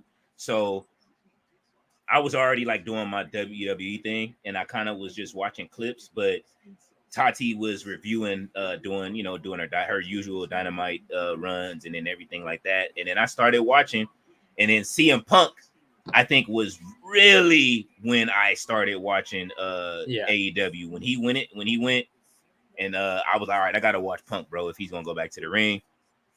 And I was hooked on there since then. But Tati was really like my catalyst for watching AEW because of the way how she was hyping it. I was like, all right, shit, I'm finna go. Let me watch AEW now. You know what I'm saying? Let me see what they doing. And Cody had left, and so I was like, I was already kind of watching it here and there just to see what was going on. I never saw any of the Young Buck matches. I did kind of watch it a little bit when the Dark Order revealed who the leader was when it was Luke Harper. I saw some of that. I would watch some of the stuff from them. So it was very selective. Mr. Artie's offset that one UFC fighter comes out to Kurt Angle's theme. I forgot his name. Speaking of UFC, Conor versus Michael Chandler is this month. They need a promo on WWE TV somehow in a smart city like Chicago. I'm pretty sure they will. And I know, Nick, you're doing you're gonna do a watch along for that, right? Yep, Hunter and I will be doing it. Okay. So there was like speculation that it might have been off because the ESPN took the pay-per-view off of ESPN Plus. I don't know if it's back on or not. So hopefully it's still pay-per-view. Hopefully it's still Conor and Chandler. Mm-hmm. But yeah, we will be doing that. That is the 29th, and then Forbidden Door is on the 30th. What movie was he? He was just in. What movie was that? He was just in. He was really good in. It was Roadhouse. He was beating the brakes off. Yeah. Yo, have you seen Roadhouse? The new Roadhouse, Todd? No, I haven't seen the new Roadhouse. You saw the original though, right? Yeah, of course I have. Okay. I haven't seen the original. He said no. He said I haven't saw the original either. I saw the original. Come on, you got to watch the original Roadhouse with Patrick Swayze, and then after you should, and then afterwards watch this one. The new Roadhouse was fire. I'm not gonna lie. I hope they make a sequel. And Conor McGregor was dope. Bob Menery said that they are, because he said on one of the Nelk podcasts, he said, "I didn't die. I'm coming back for the second. I promise." Who said that? Conor McGregor? Bob Menery. Okay. Oh man, yeah, bro. Listen, that movie was absolutely insane, bro. John and the way Conor McGregor made it through the end of the movie too. I thought he was done, bro. That man is crazy. My Oh, they got a favorite good part brother. was when he came out and this was like the viral meme on TikTok where he comes out. Where the fuck is everyone? I was dying. I was like, so this is where because for like 2 weeks straight, that's all I saw. And then I watched the movie. I'm like, okay, this is great. That movie was great. Hey guys, I'll be right back. All right. Boop. Too sweet. Man. Also, so the CODY thing though. So when he did that pay-per-view that was, I guess, overseas and everybody was singing along, I'm like, I need to learn the words to this song.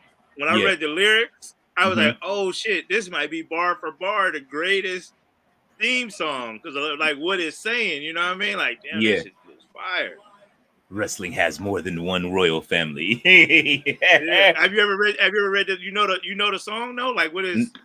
Oh yeah, I didn't know that when I was at WWE, I was singing the song. Like, I didn't know that I knew that shit bar for bar like that. And that's when like that's why I say when I was watching the footage and then I couldn't get the song out of my head. My daughter was like, "Why do you keep singing that?" She was like, "Why you keep singing it?" I was singing it, but I didn't know the word. I was like, you know, I didn't know what like every single word was. Then once I read it, I was like, oh, this shit is next level. Eddy Thorpe.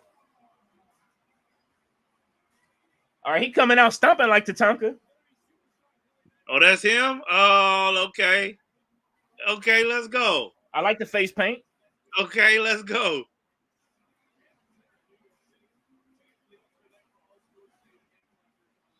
Let's go. He look like that indie wrestler Warhorse right now. I love it. Mr. Alldays off said Mia Yim looked like she got some like she got good inside the mouth. Oh my god. You are flagrant, Mr. Alldays off. He said good inside the mouth meat. Oh, man. God. Bro, even if it ain't good, hey, yeah. You know what? It's good enough. It's what my son be putting on headphones and be turning the volume up with video. Especially on Wednesday night. Oh man, the conversation I had to have after that watch along. RB, you. Myself was like, what the fuck be going on during your streams, bro? Oh.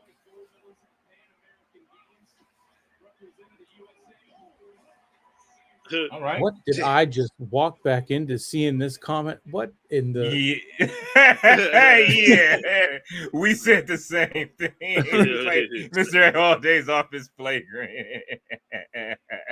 That's the he need to quit acting like that matters. He don't care if it's good or bad. He's all about it. That's the bonk go to horny jail right there. Oh man, that is the comment of the month. Who's ever had bad though? Like, I mean, has it ever been like, it's just terrible? I've never yes, experienced that. Yes,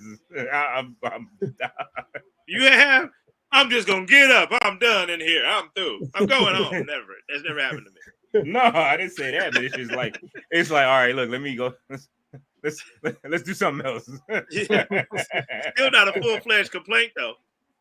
No, but it goes down in history to saying this won't happen again after this. Oh yeah, but you go finish up though. I mean, but still, after today, I won't be back. But right now, it's all right. Man, Lexis King with that fresh lineup won tonight, so. Front and center for the winners graphics, right? Yeah, somebody got a Forbidden Door logo with Stokely Carmichael versus Cat Williams. Forbidden Door, that's funny. Who you got? I got Cat Williams for the win. I got Cat Williams. Cat can run the what is that, a foe? He proved that he can run he can run a foe. What was that, a 4.043? Man, you know what? You know what? Stokely got more in-ring experience than Cat. I'm gonna go with Stokely. Stokely be jumping on Chris Statlander now. Chris Statlander get involved, and yeah, you know what I'm saying? He gonna cheat.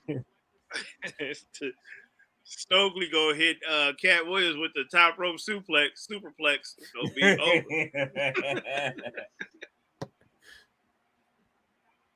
over. Who is he fighting in the ring right now? I have no idea who his opponent is. I don't know. Xavier Woods' nephew. He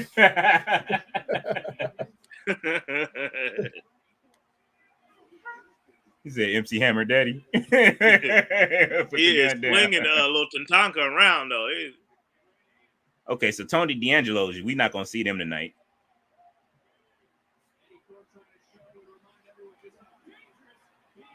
Eddy Thorpe is the most non-Native American name I think I've ever heard in my life. I mean, never met a Native American named Eddy Thorpe. I'm Eddy Thorpe. I don't trust him. He said I That's don't your real trust name. That's your real name.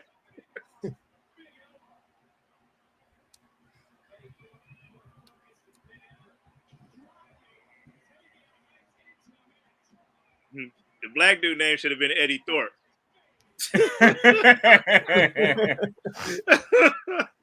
Oh, his name is Tavion Heights. Yeah, see, Eddy Thorpe would have been a star. Eddy Thorpe. Oh man, they got pictures of him. They calling him Night Wolf. Okay. On Twitter. That's fucked up.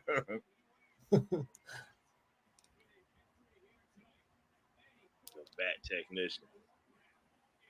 Eddy Thorpe. Somebody said, I don't think you want to use that manifest his destiny line again. Eddy Thorpe just saying, oh man, they cooking him. The no quarter catch crew. Night Wolf. Eddy Thorpe. Next year, I'll be able to, hopefully, if they put Charlie Dempsey in the game, I'll be able to team him up with William Regal. Oh, that'd be sick. William Regal beat the brakes off of me in 2K the other day. I was mad.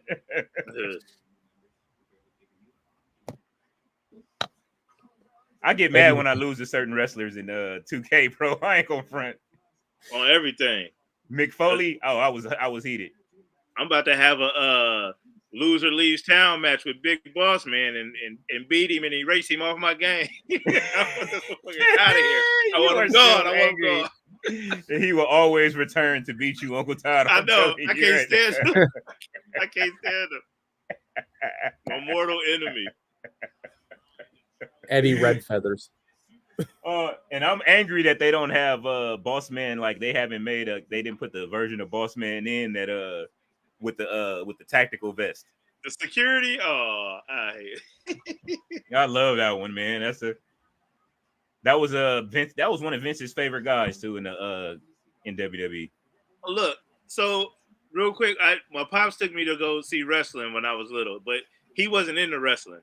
His boy was into wrestling and he was gonna take me, but his boy couldn't make it, so he ended up taking me. We go down there. It's like Ultimate Warrior versus Mr. Perfect. There's all kinds of shit going on. Big Boss Man comes out.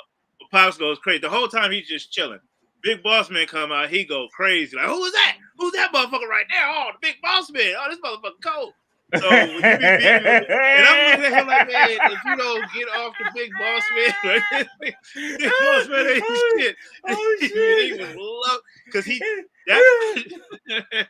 that's when he had caught the baton and was whooping on mother. Yeah. Oh man, he was like, that motherfucker cold. That Big Boss Man. So when you beat me with Big Boss Man, I be extra hate that shit. Like, oh man, get Big Boss Man the fuck out of here.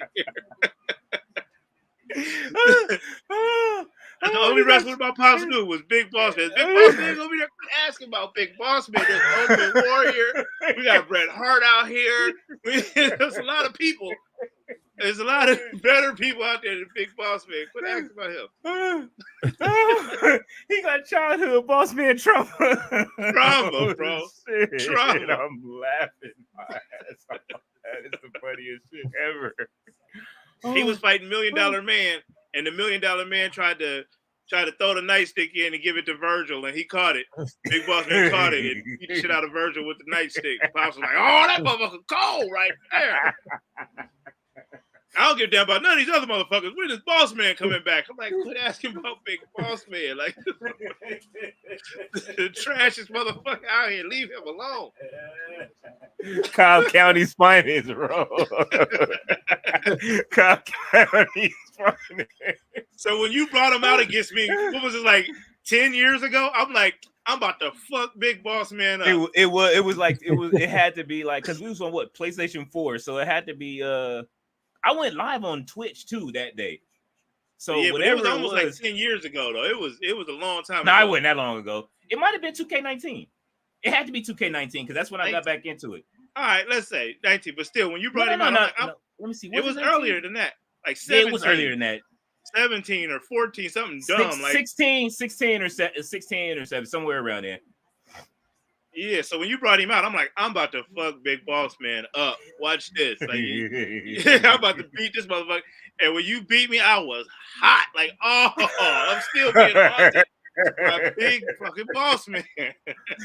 Nick, you look, listen. Me and him have a legendary rivalry with Boss Man on 2K. He absolutely hates Boss Man since then. I'm telling you, it was a ladder match too. Yeah. So he had no business winning. And then it was the way that I won the match, because afterwards, even the last time I did it, it's on my YouTube. You can see the last one because we were going. This was like the first time we had those matches, and he had already beat me 3-0. And so I was like, all right, bro, like, because we was playing with our creative wrestlers, and each match came. It was real close. Each match was real close, and we were going back and forth in both of those matches. But he was faster than me. I'm not used to the lag on playing online. So I'm like, all right, let's stop the creative wrestlers and use some real wrestlers. And this was recent. And I was like, let's use Boss Man. So I said, I'm going to use Boss Man on him. And Boss Man is rated like what, Todd? Like, he's rated like low 70s. Yeah, 70-something. 70-something. Who did you have who did you pick? You had like Seth Rollins, so I gotta look it up.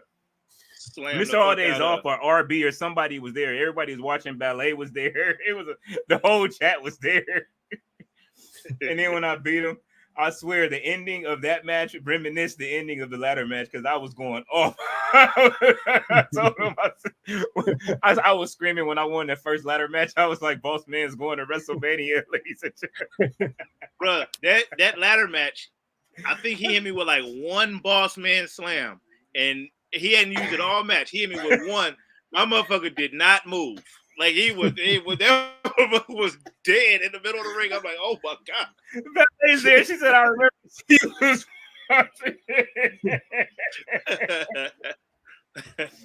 no. Oh, I'm crying. Right now. And then this year when he hit me with the Boss Man Slam, like that shit was so devastating. Like the Boss Man Slam back in the 80s when he was doing it, it was cool, but it wasn't like, it wasn't no world ender type shit. But when he hit me with that, the controller shook and shit, I was like, damn. Ballet said we need a rematch. We definitely need a rematch. I'll beat the motherfucking brakes off a Big Boss Man. Oh, and then the ending of with the way I ended it and was screaming and shit. I know you was mad. Oh, here comes Javon Evans. This is somebody I want in 2K next year too. Do you think he'll make the 2K roster next year? He better. If Nathan Frazier's in it. He said if Nathan Frazier is in it. I mean, Joe Coffey is in it, but did the rest of Gallus make it? Yeah, it's 3 of them. Okay, I didn't know if they were in the game. Bro, it's like 200 wrestlers on that whole roster. Not including the different versions of people. It's like, it's the different versions. Then you got I hate the question marks that they give you because you can't unlock the persona versions. Like I'm still trying to unlock Man Bun Roman Reigns, and I can't get the card because they didn't took the cards away. Man, who? They got Roman Reigns in his Bun. he has no. They got Roman.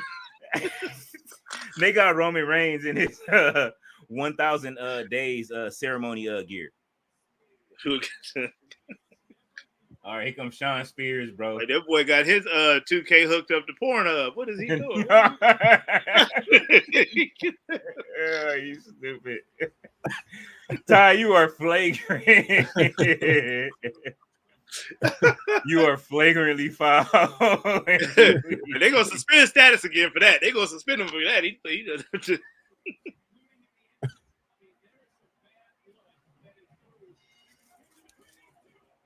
Oh.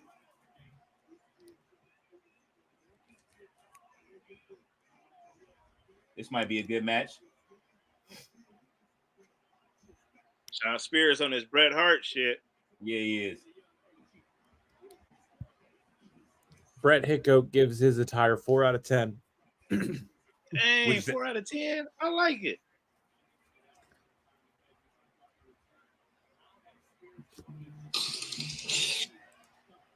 Uh-oh. Give me a second. This is K. I feel like Bret Hart don't have enough attires in 2K24. Even the creative ones. He needs some more.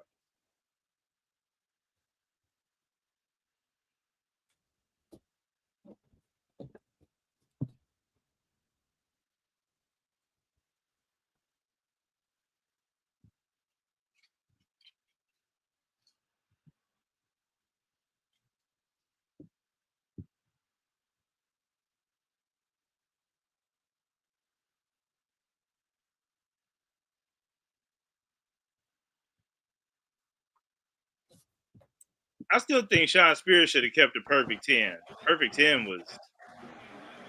He might be forced to bring it back at some point.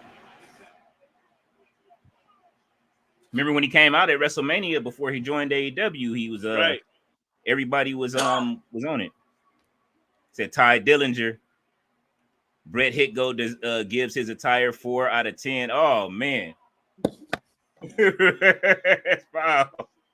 Sean Spears and his Hart Foundation pans ballet loves it. She loves Bret the Hitman Hart, man. It's fire. Oh, you know, one tag team. What was your least favorite tag team?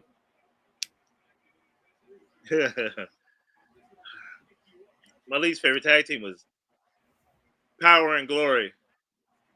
I like the finisher, but I love the finisher, but Hercules was trash. Hercules was trash, bro. The Iconics.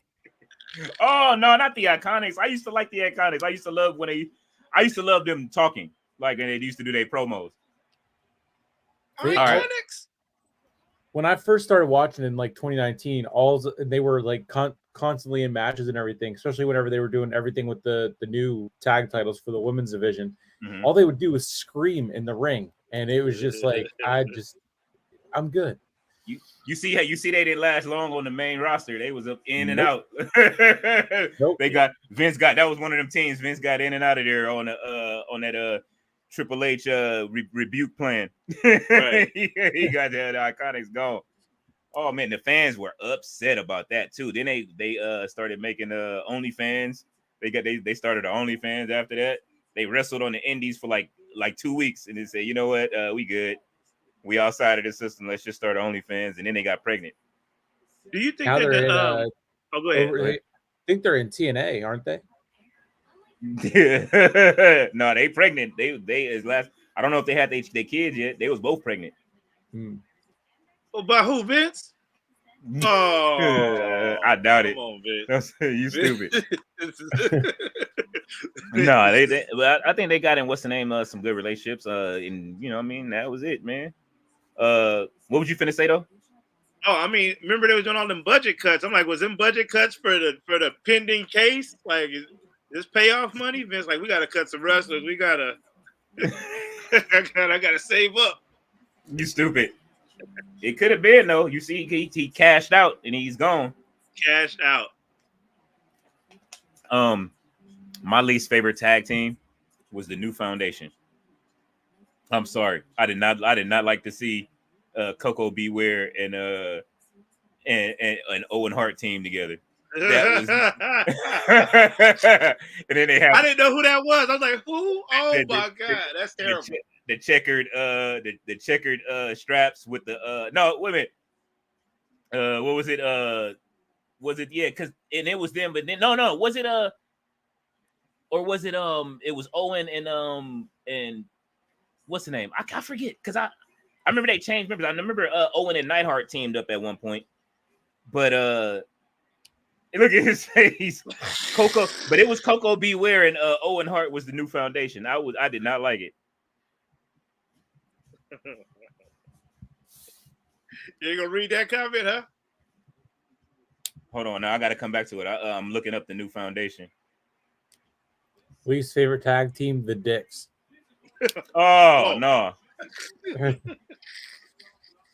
Yeah, no, that was Owen and Anvil was the New Foundation. Who was it? What was the name of Coco right. Beware?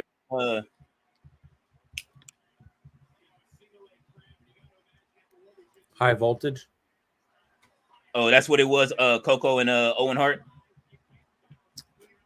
That's what Mr. All Days Off commented. High Energy. Oh. And Close. they were in 2K16. Somebody Coco Beware had a flat top. Oh man, wait a minute. You gonna make me go, they gonna make me go get my my PlayStation 4 some out of storage. Just so I can. I'll bring Coco out. If he was in 24, I'd have brought Coco out. Remember Deuce and Domino? LOL. Oh man. Oh, yeah. He said the Dicks was a real team, no troll. Oh, I'm not looking up the Dicks on my phone. Your wife gonna look at your search history and be like, "Oh, right." You looking This motherfucker spent an hour and a half looking up Dicks on Tuesday night. You gotta put tag team. You gotta put tag team wrestling in front of it. Tag team Dicks? No, thank you.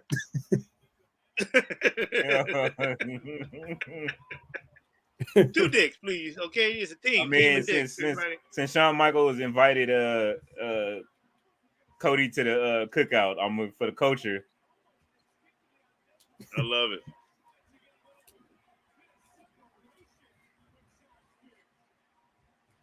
Nope, I'm not doing it. I can't do it. They had it. I'm glad they had it blocked off. I'm not doing it because it took you right to the hub. You tried it. You tried to sneak and look up dicks on your phone. Oh no, man. I was looking at. Luckily, Microsoft Copilot saved my life because they had everything covered. That's crazy. I just gotta believe the story. I'm not looking up dicks. That's crazy. On the tech news, Apple has they talking about they're not doing it, just call it artificial intelligence. They call it theirs Apple intelligence. And they got everything baked into it. Apple is so elite with the way they be trying to do stuff. Oh, let's go, Javon. Get it, wake it up, man. Oh. Sean Spears with the DDT. He didn't have to do the boy like that.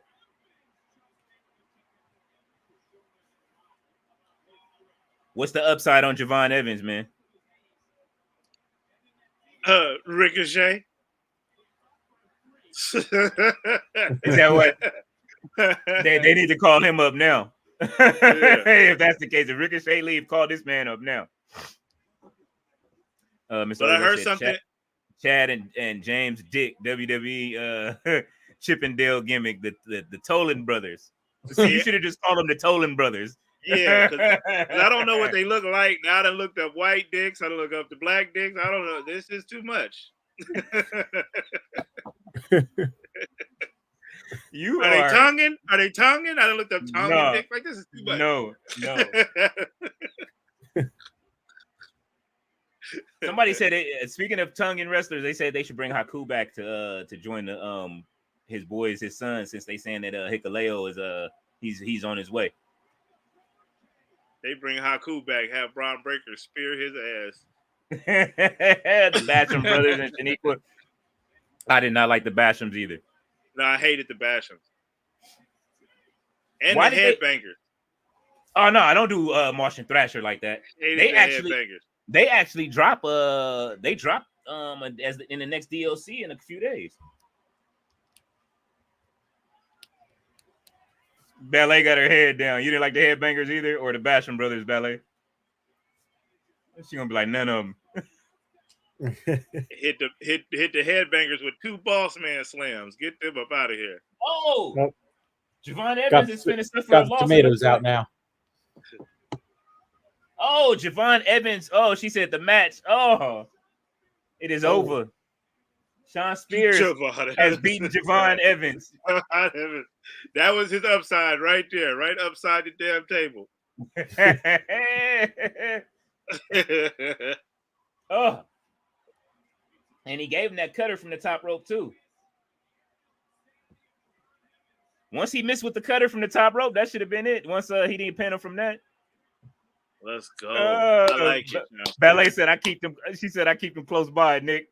The tomatoes. Ballet makes sure she got that tomato budget every week. Mr. All Day is off. Said Scott Norton and the Ice Train, Fire and Ice. Oh, I hated them as a tag team. I ain't going front in WCW. Yeah, that was one of them tag teams that had me turning the channel. She said Pete is wearing jeans. I hated Demolition when Axe Crush got sick and it was just Crush and Smash. I hated that. Like, yo, no. When it was all 3 of them, and then they got and then Legion of Doom came in. But when it was 3, I loved it. I loved it when it was 3. But when Axe got sick and they were trying to replace him, I was like, get him out of here. Oh yeah, Kona when Crush. I like when Crush turned good though, even though I didn't like his outfit, his gear. Kona Crush. I wasn't fucking with the Kona Crush gear, but I was happy when they put him in the game to use though. Remember he used to squeeze. He used to do the head squeeze and then it was like a slam. Yeah. She said P is wearing jeans. Oops, that's the other guy. Sorry.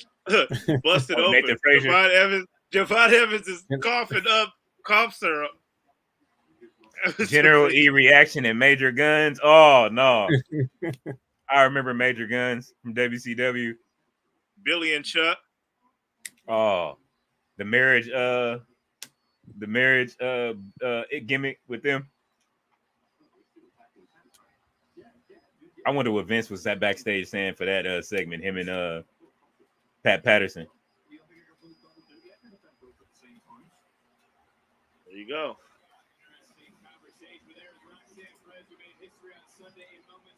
I believe Roxanne Perez is coming out to do a State of the Union for the NXT women's division. Oh, yeah, she did say that, right? That will close out the show.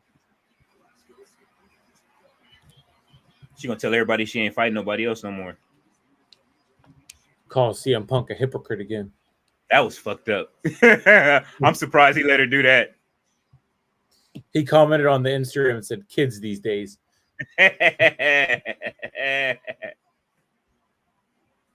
Uncle Todd, did you see that? No, I didn't see that.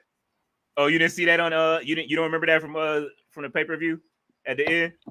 What happened? I'm sorry. I was listening to Tony D'Angelo. When Roxanne Perez called when she called CM Punk a hypocrite afterwards. Oh no, I didn't see that. Okay. I actually think it was a online exclusive. Yeah, it was the digital. It was they were whenever they showed it backstage, because I had gotten a thing from ringside that said CM Punk was there when we were doing the stream, but I was like, where? I didn't even see him. So it was like it must have happened so quick while we were roasting the rest of the main event. Come on now, Nick. CM Punk was there. I didn't see him. I was sitting right over here. He wasn't. The way you said that sounded like you was there. Like I didn't even see him. He was there. Did he go out the other exit? That's funny. Oh man, somebody said Sean Spears beat Javon Evans. Hitler returns. They are wilding on to Twitter.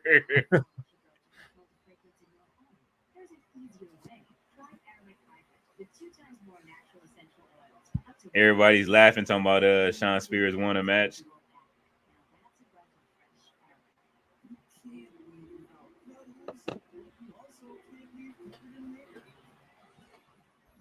So they're giving that last match his props, man, saying that was a masterclass in wrestling. They everybody enjoyed it from what I see online.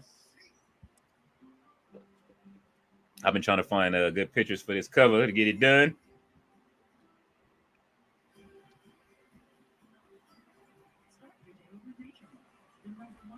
Oh man, let's see. WCW 1999 era is full of tomfoolery. I absolutely agree, Mr. All Days Off. Man, 99. Man, Thunder. When Thunder came, WCW Thunder dropped. At that point, I knew it was problems. The game was horrible. Number one, once they changed game companies, that's when I knew something was up.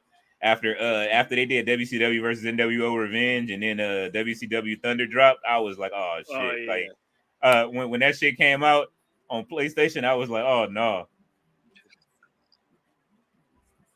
Wrestling games used to be so bad. Oh, especially when Acclaim had them. That was the worst.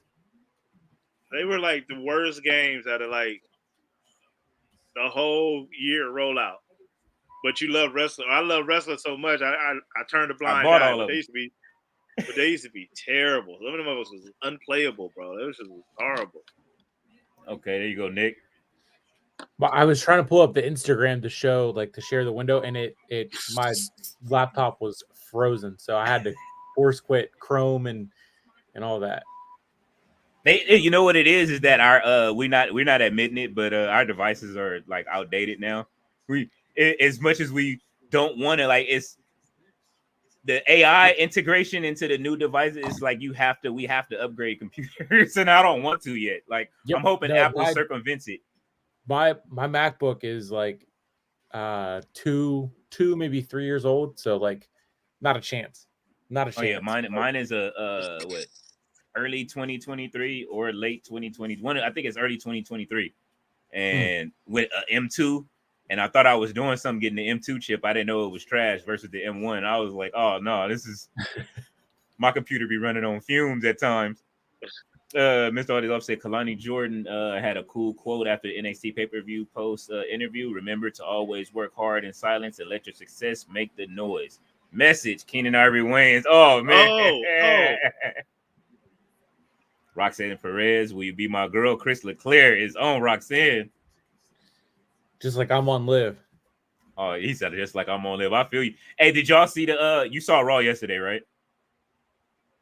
I watched a little bit of it. But. Oh, you didn't see it Judgment Day segment? People was complaining about the Judgment Day segments, but Finn Balor thought he was slick. If you didn't, you had to catch it real slick. Finn Balor took the key card to the hotel room and slid it off the table into his pocket.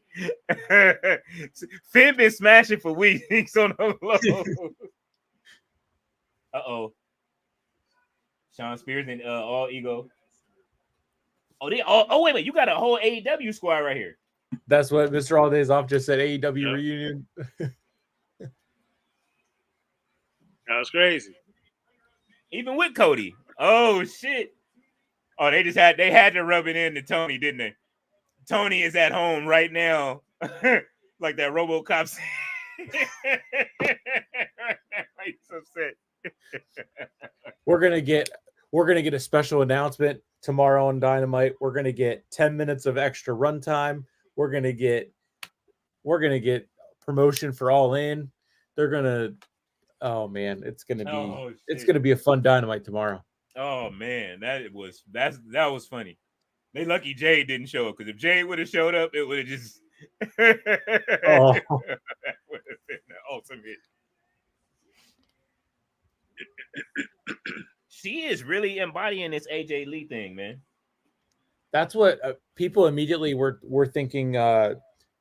They had the little the back and forth with her and Punk to kind of open that door. So that's her dream match.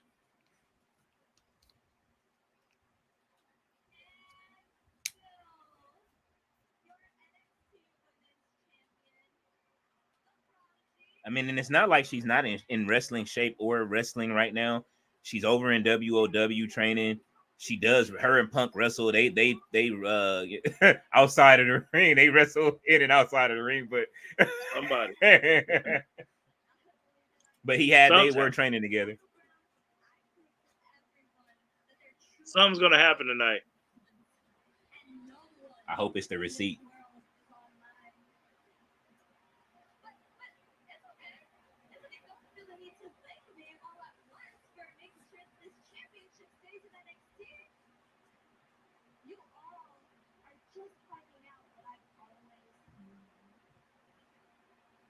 Talk to him, Roxanne.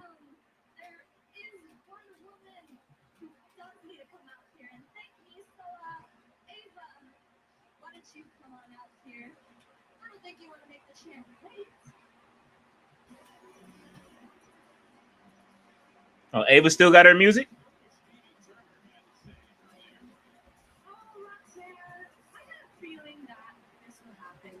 Get her back in the ring. Please.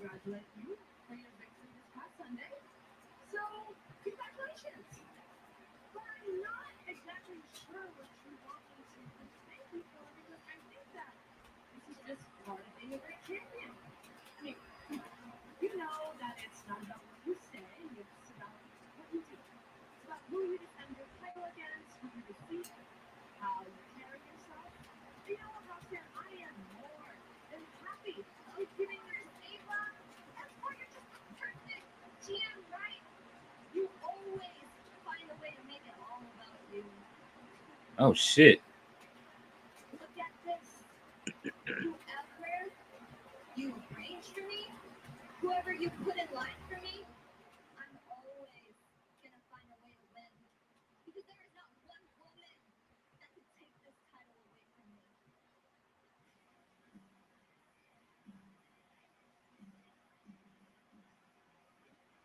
Jasmine Nix. JC Jane and Jasmine Nix. Are my ears deceiving me? Or is Roxanne taking credit for the entire women's locker room right now? That's what it sounded like. She said your nose. Roxanne, Is she wearing both masks? ever since you won that NXT Women's Championship, it seems like you lost your sweet and innocent personality. And you damn sure lost your memory. Because long before you ever signed your contract here, I was one of the main reasons people tuned in every single week to NXT. Before your little breakout tournament win and all your championships, you couldn't even reference the NXT Women's Division without talking about JC Jane. Foxy, maybe the past few weeks have made you forget that the biggest threats to your title are the ones under this. Okay, so this is where the line starts. Metaphor. Hold up, wait a minute. Slow down there, Batgirl and Robin. Without getting her big fix. And Jasmine trying to be a wannabe campaign. He said undashing JC Jane. She don't need to wear both of them. Oh, Mr. Hardy's offset Nicole Bass return. You are stupid. Gail Kim come out. Gail Kim was there though on at the pay-per-view.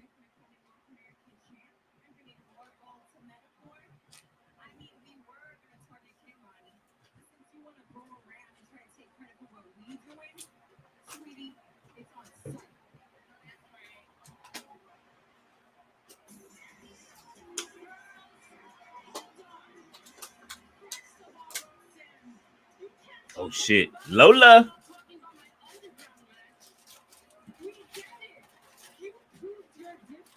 Damn.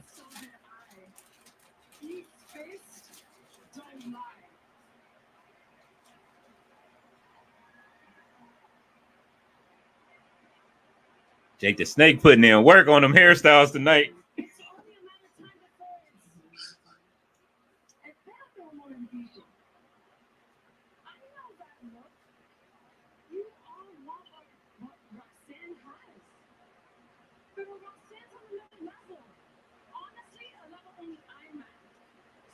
Conversation that was only between the champion and the future champion. Shake your happy ass to the back of the line. Oh shit! Watch you get her to kick like that.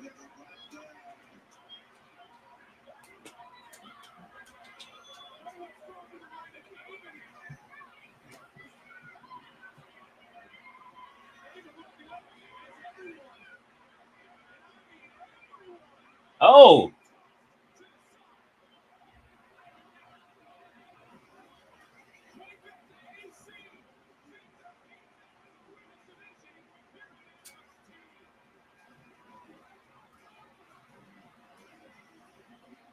Well, that is a wild comment. What a way to end NXT there.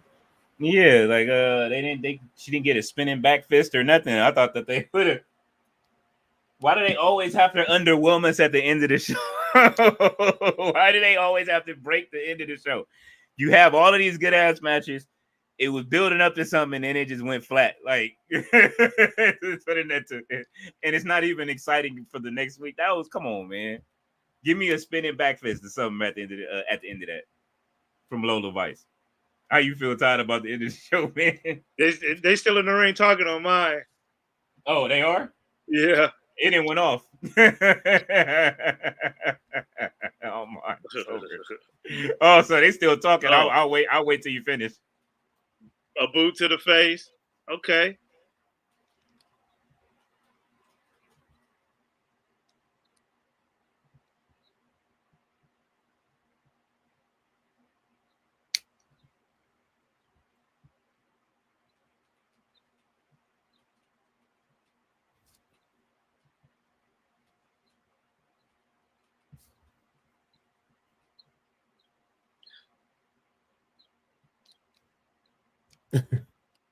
He's still going through it, waiting to watch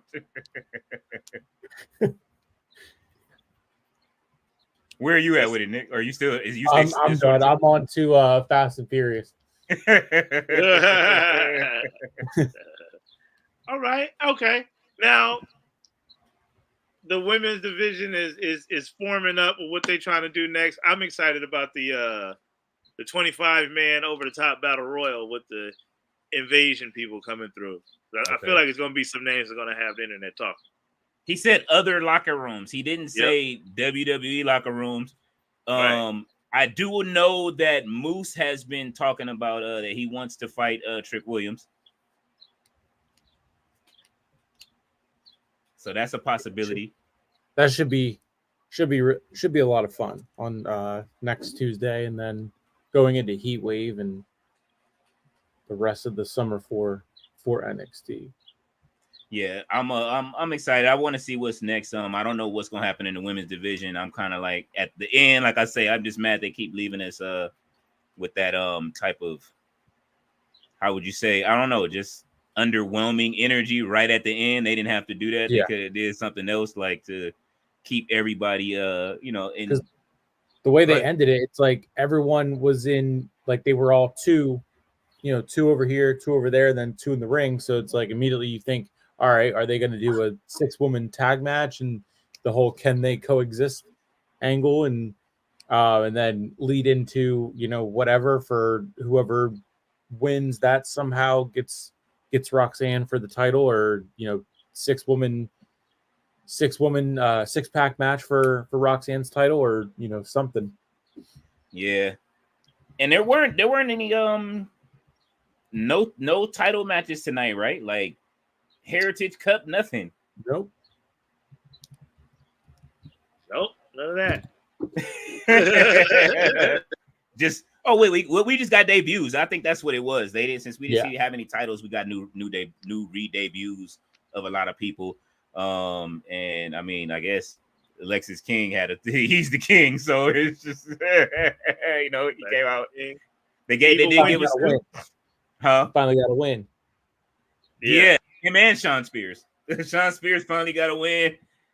He finally pulled it off.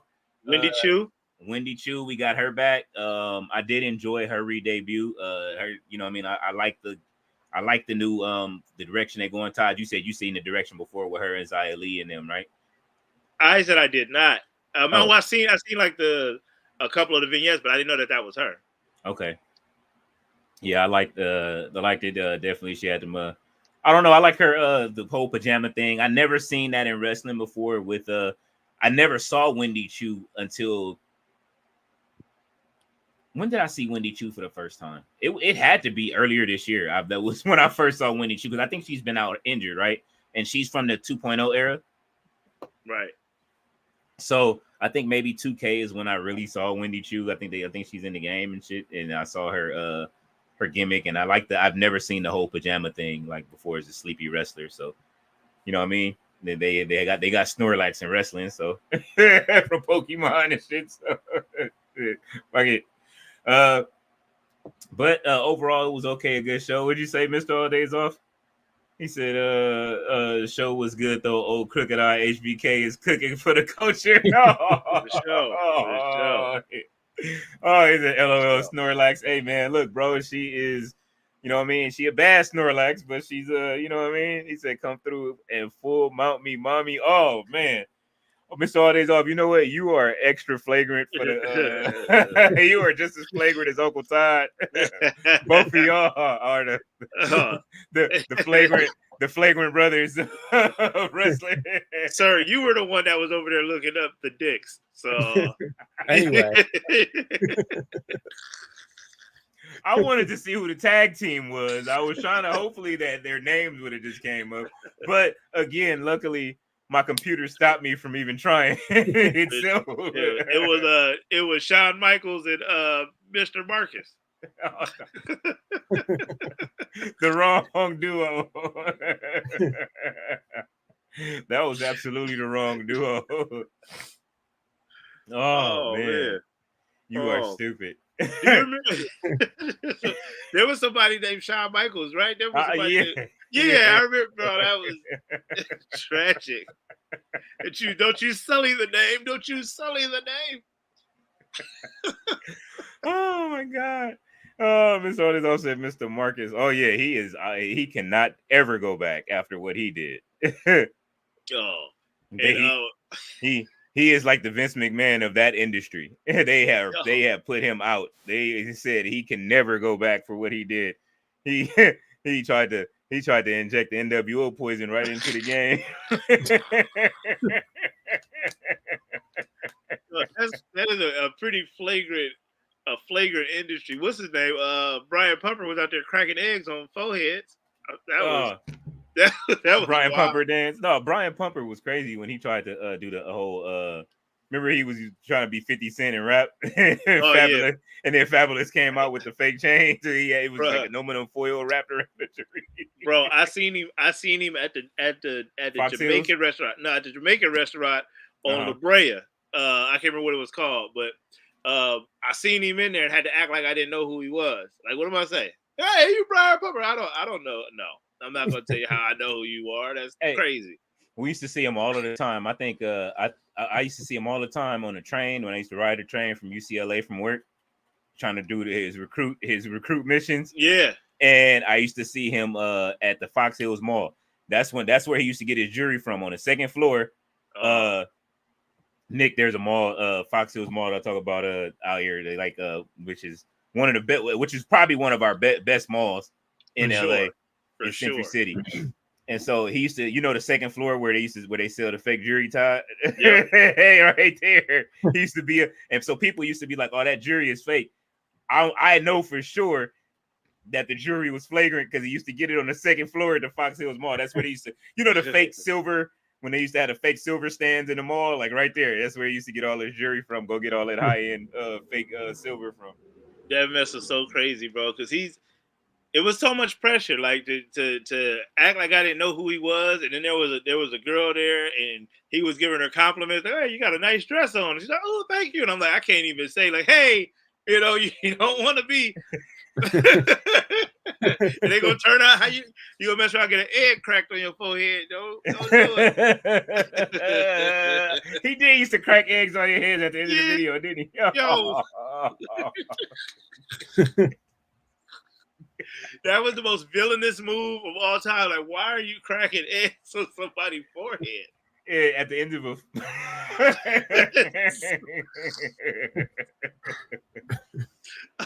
it was so bad. I wanted to try it. I want to crack an egg. Then I'm like, nah, Maybe not. Maybe I shouldn't do that. That's what made it so villainous. You couldn't even repeat it. Oh, you know what? Who Brian Pumper is? If you're not familiar, Nick, or if I think that if there was a wrestler that looks like him, it's old boy from the Acclaim. Oh yeah. He does. Oh, They look exactly alike. Oh, but let me find out that's Brian Pumper with a new gimmick.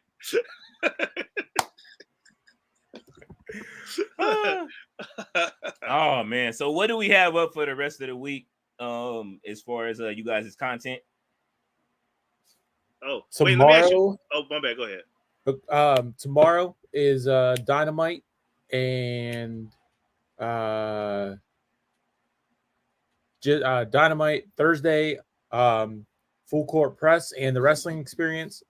Friday, I don't have anything, but Martina does have the Bloodline Effect. Okay. So shout out to that. And then Saturday, of course, the watch long for Clash. Okay. Uncle Todd. Yo, let me ask you guys something right quick. I don't know if you guys touched on it earlier, but no, Benny. I don't even know if y'all did or not. I don't know. I wasn't conscious. Look, Ricochet, the Ricochet thing that went down. Bully Ray made a really good point, and he said that they put Samantha Irvin in the shot for a reason. If it was truly Ricochet's last night, why would they even bring her into it? Because there's no way to pay it off. So he's theorizing that they bring her into it. Braun Breaker bullies her and stands over her and does that kind of thing for a couple weeks, and we get a returning Ricochet. And that will finally be Ricochet being how he's actually supposed to be in WWE. I can see that. I love it. I like the idea. Like I said, the Easter eggs. Ballet says Dynamite tomorrow. Absolutely. She said it's been weeks of leading up to it. There when he said he needs to have a change. The next week was when Braun Breaker was the first attack.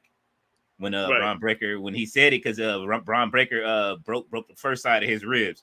Second week, Braun Breaker destroyed the other side of his ribs. Then he came out and had the match with him when he had the Kinesio tape corset on. Right. and officially broke him in half. And then yesterday, during the match, he had on the Pumas. He wore the Pumas yesterday. Right. So we may see remnants of Chris Puma or a new version of Ricochet. I'm hoping to see a heel Ricochet, if anything. But although we may not see a heel Ricochet, we may just see a mean streak Ricochet. But I think that Bully Ray may be right. And at the end of the day, Bully Ray does have a Legends contract, so he knows more than we would. What do you think? What do you think success would look like for Ricochet in AEW?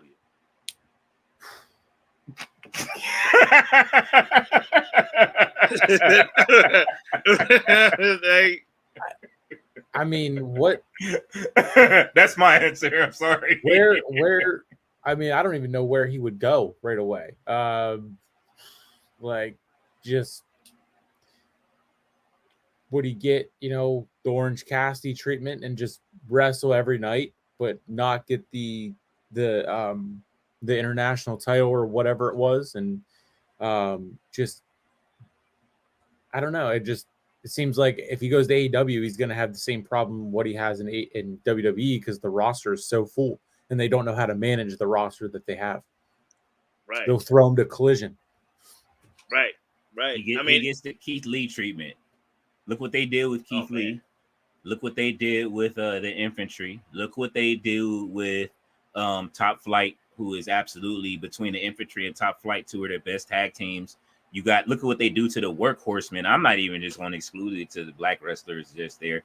There's a lot of wrestlers that just don't get their just due, that should have won the tag titles, single titles, and they just keep putting these titles on people. You know what I mean? Like I love Okada. He is probably the best person that's gotten anything out of it from signing with AEW.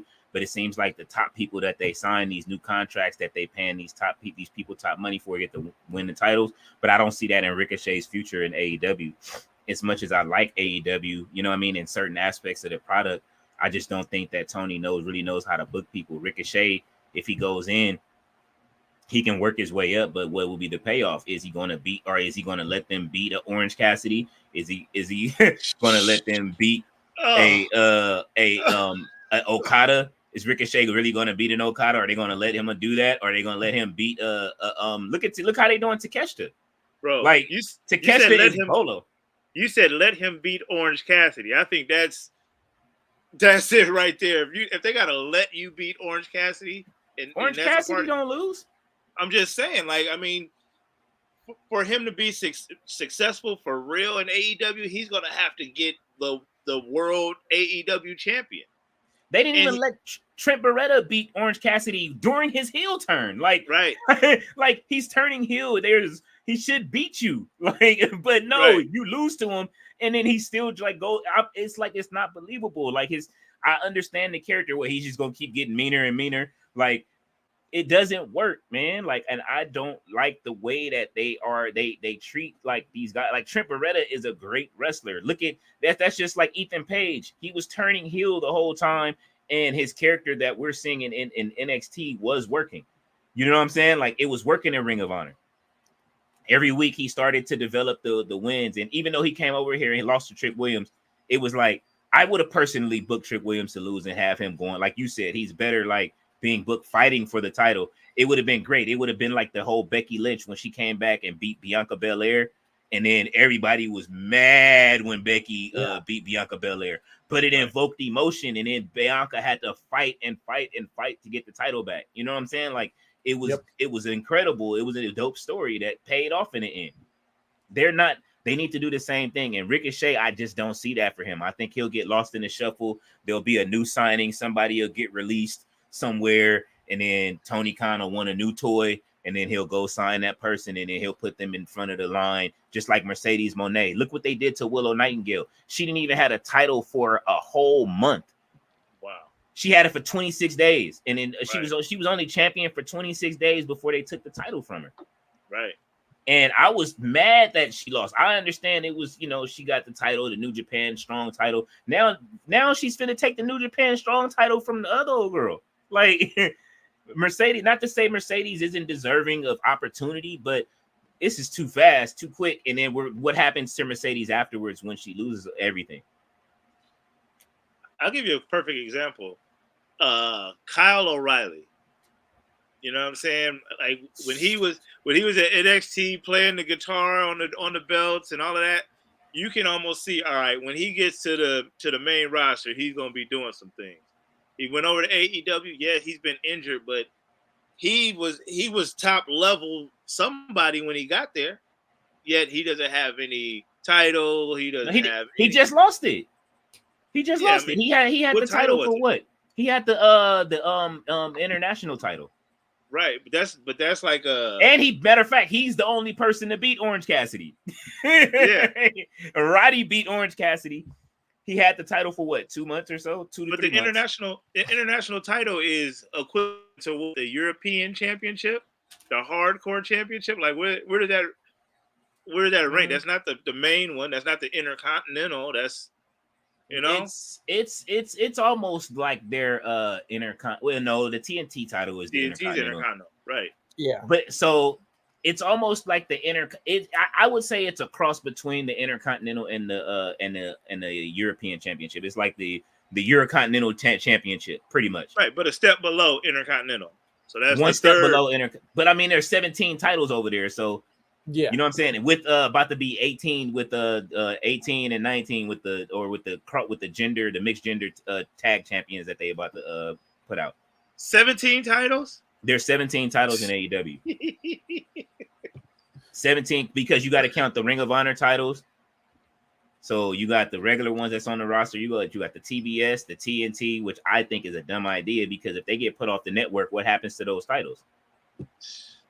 It was a good idea at the time to try to buffer them to give you a better deal, but now they turned down your deal, and then you didn't take the CW deal, so NXT took that. That was incredibly stupid. Like, why would you do that? Now NXT gets shown to a broader audience. Ring of Honor could have been shown to a broader audience. Right. We see you guys in the comments. We coming. And so he said, let's go up. I'm going up. He said, yeah, I think Ethan Page should have won a shock title win like Sheamus beating Cena in 2009. Absolutely. When Sheamus beat John Cena on it, at that moment, I instantly became a fan of Sheamus. I was using him in 2K and everything or whatever it was. It was a SmackDown versus Raw at the time, right? After that, Mr. Aldez said, I hope Ricochet debuts coming out of an ambulance in AEW. If he goes to AEW, I absolutely agree, but I don't see him going over there. He said back of an ambulance. John Cena didn't properly push Sheamus over the tables. Match don't count. Oh man, Johnson. RB's like he said it didn't count. Mr. Aldez said the air guitar. I love Roddy, bro. Roddy. I wish they dropped the ball on bringing him up to the main roster. I thought Roderick Strong would have been great on the main roster. You could have put him with anybody. RB says, when the next time you going live? That'll be tonight or tomorrow for sure. Okay. RB says, for those who don't remember, Kyle O'Reilly went over Darby Allin at Double or Nothing in 2022. But we talking about Darby Allin though. You know what I'm saying? Darby is so. Yeah, Darby already, like, you know what I mean? Darby definitely loses a lot of matches. He's probably one person that'll lose as many matches as he wins. It's up and down with Darby. I like Darby Allin, don't get me wrong. I think he's a great wrestler, but I'm tired of him putting himself in danger. Getting hit by a bus and then showing up to the next pay-per-view is next level to me.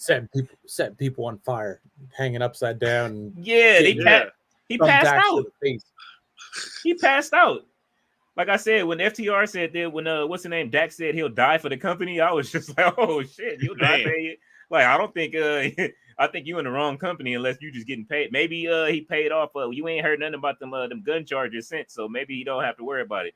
Mr. Aldez said, I actually think Ricochet and Mercedes Moné should be a team. Mercedes saying you weren't treated right, and now that you with the money team, we are bringing back your worth as a swag version of Rico. I mean, you know, I would like to see a dripped out Ricochet. I'm hoping he don't leave because it's gonna put a monkey wrench in my story for the NWO thing that I'm doing on on the game. But at the end of the day, it don't matter. You know what I'm saying? I'm telling a whole nother story outside of it. You know what I mean? I might even bring in some AEW wrestlers. Mr. Aldez says, I hope they save Adam Cole. He got overshadowed by the new elite. Cole is still a great talent. You know what? I just watched a video with Mr. Hartgrave. I don't know if you guys know who he is on YouTube. He's a YouTuber, but he also does AEW stuff.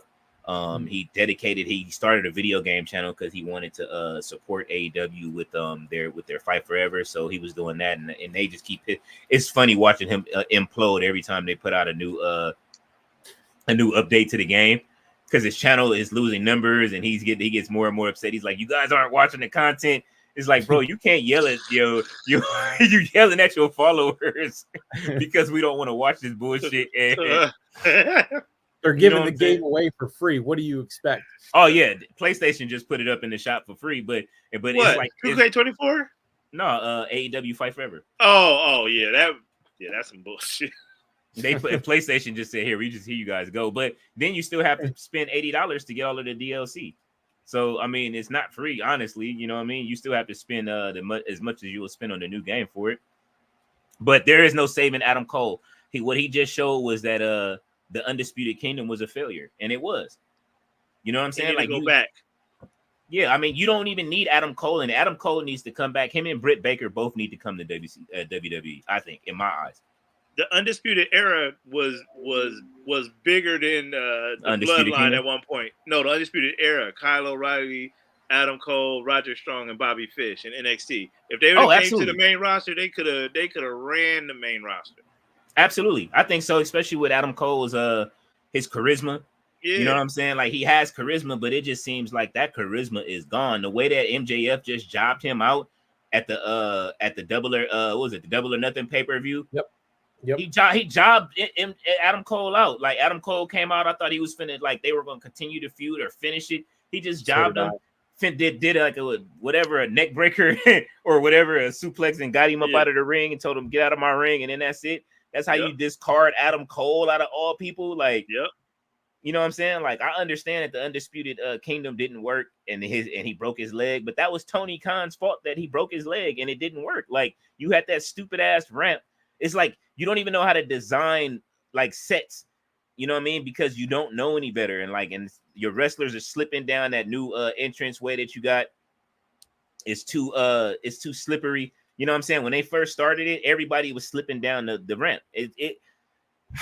Man, I can go on and on. I like AEW, but I can go on and on about the mistakes being made just as well as we all do, because we all have, most of the chat watches it anyway. So you know what I'm saying? We all go over the time. We watch it on Wednesday. So RB said Hook or Crook, I'm gonna be there. All right, yeah, RB is definitely gonna be there. He's a young. How would you book Darby Allin? I book Darby Allin like Sting. He would be like, for real, like he done got the Sting blessing. He gonna do all of the Sting type shit, and that's how I would book Darby Allin. But you gotta, you know what I mean? Like even then, they let him get ran over by the scapegoat bus. Like, yeah, bro. You know what I'm saying? Like, bro, he just got hit by a bus in real life. Don't mimic that shit. Like, you want to know what the problem with AEW to me is? AEW is just like the game, Fight Forever. There's a lot of stuff that they thought that we would really want and need, but to pull it off, it takes a lot more that you may not have learned about yet. In 2K24 is like, okay, this is how this is going to go. This is how this is going to go. And it's going to look great. And it's going to be fun. We've been doing this for years. So that's just how I feel. But Nick, what do you think? Do you think that Ricochet should stay in WWE or go on to AEW? Yeah, I mean, if he stays in WWE, I mean, they can do a storyline of him coming back and kind of go from there and work this thing with Braun Breaker. And then those two can go through the summer going back and forth, and then, you know, go from there. And then hopefully just more opportunities are given to him. He had the thing with Logan in the US title, and then all of a sudden it was nothing. So yeah, I want to see him stay, just because if he goes to AEW, it's going to be even worse.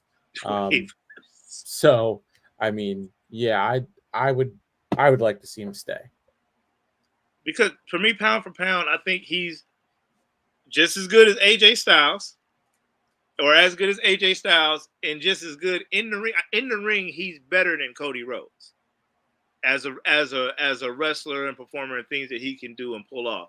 So if they make him a huge baby face, because Roman is going to be the number one baby face when he comes back and does his bloodline shit.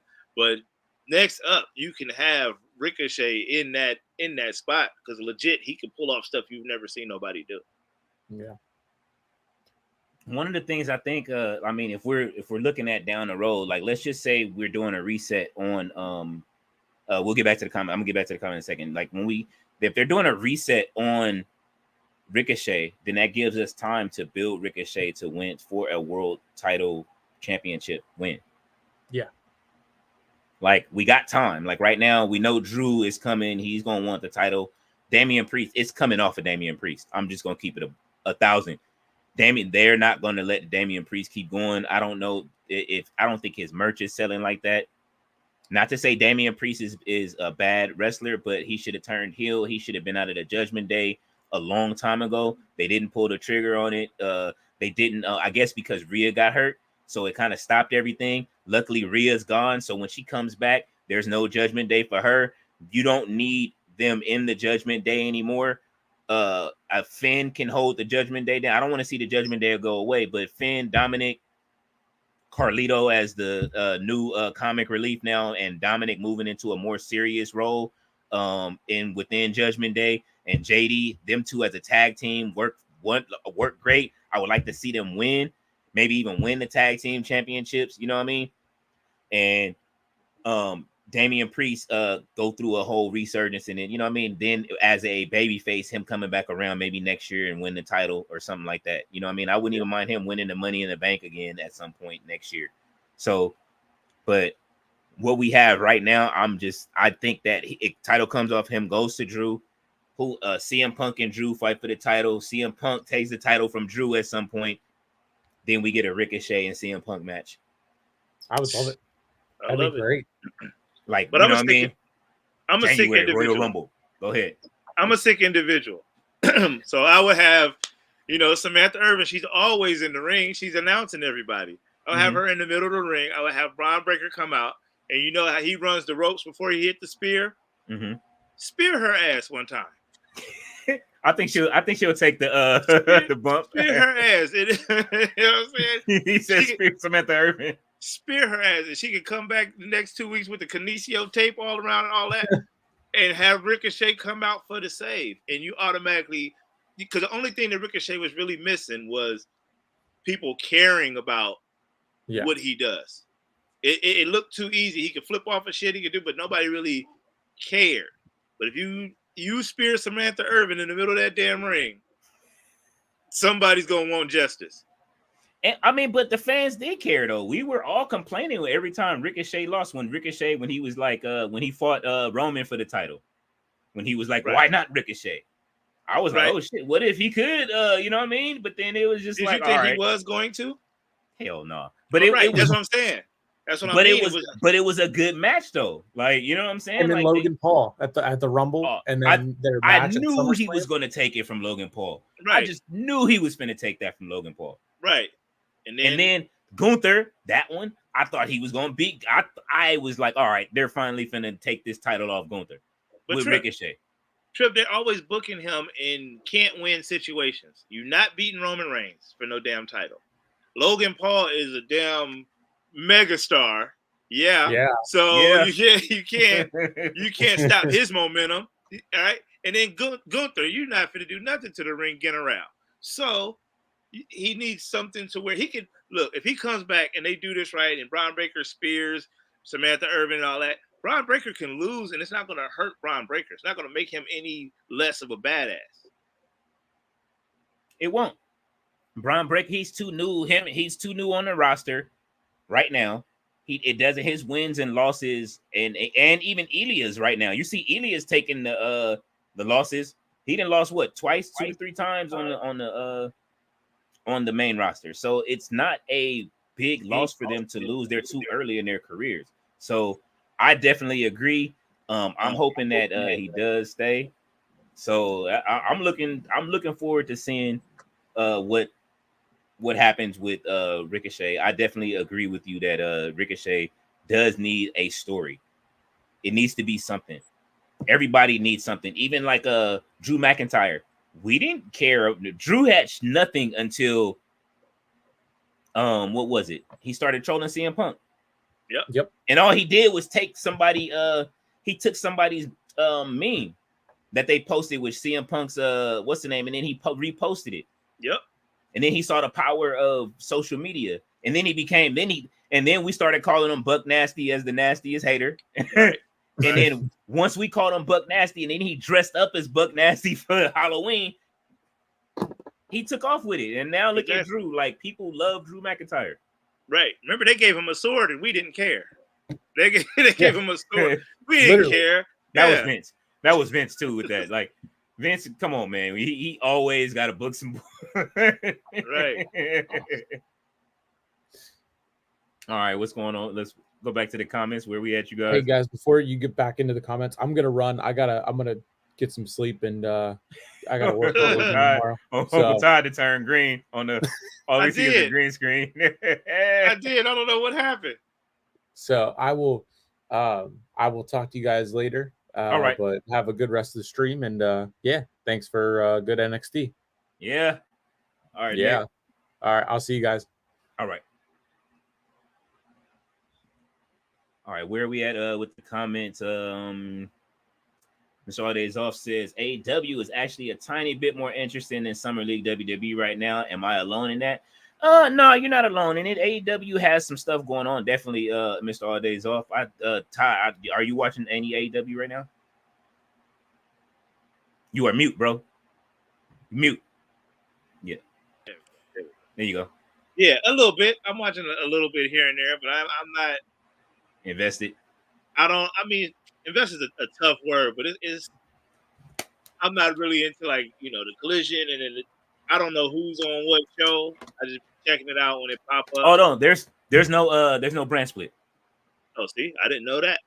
Yeah, there used to be a brand split, sort of. CM Punk didn't allow like everybody that was doing all that dangerous shit on his show, and Collision was at its peak when CM Punk was running Collision. Yeah. Or quote unquote running Collision. You know what I'm saying? But it was WWE presentation on Collision at first. But right now it's just whatever. When Matthew and Nick came and did their little victory lap and was happy CM Punk was gone, when they finally jumped on the show, that's when I knew it was all downhill. But it is a bit more interesting. Mr. All Days Off.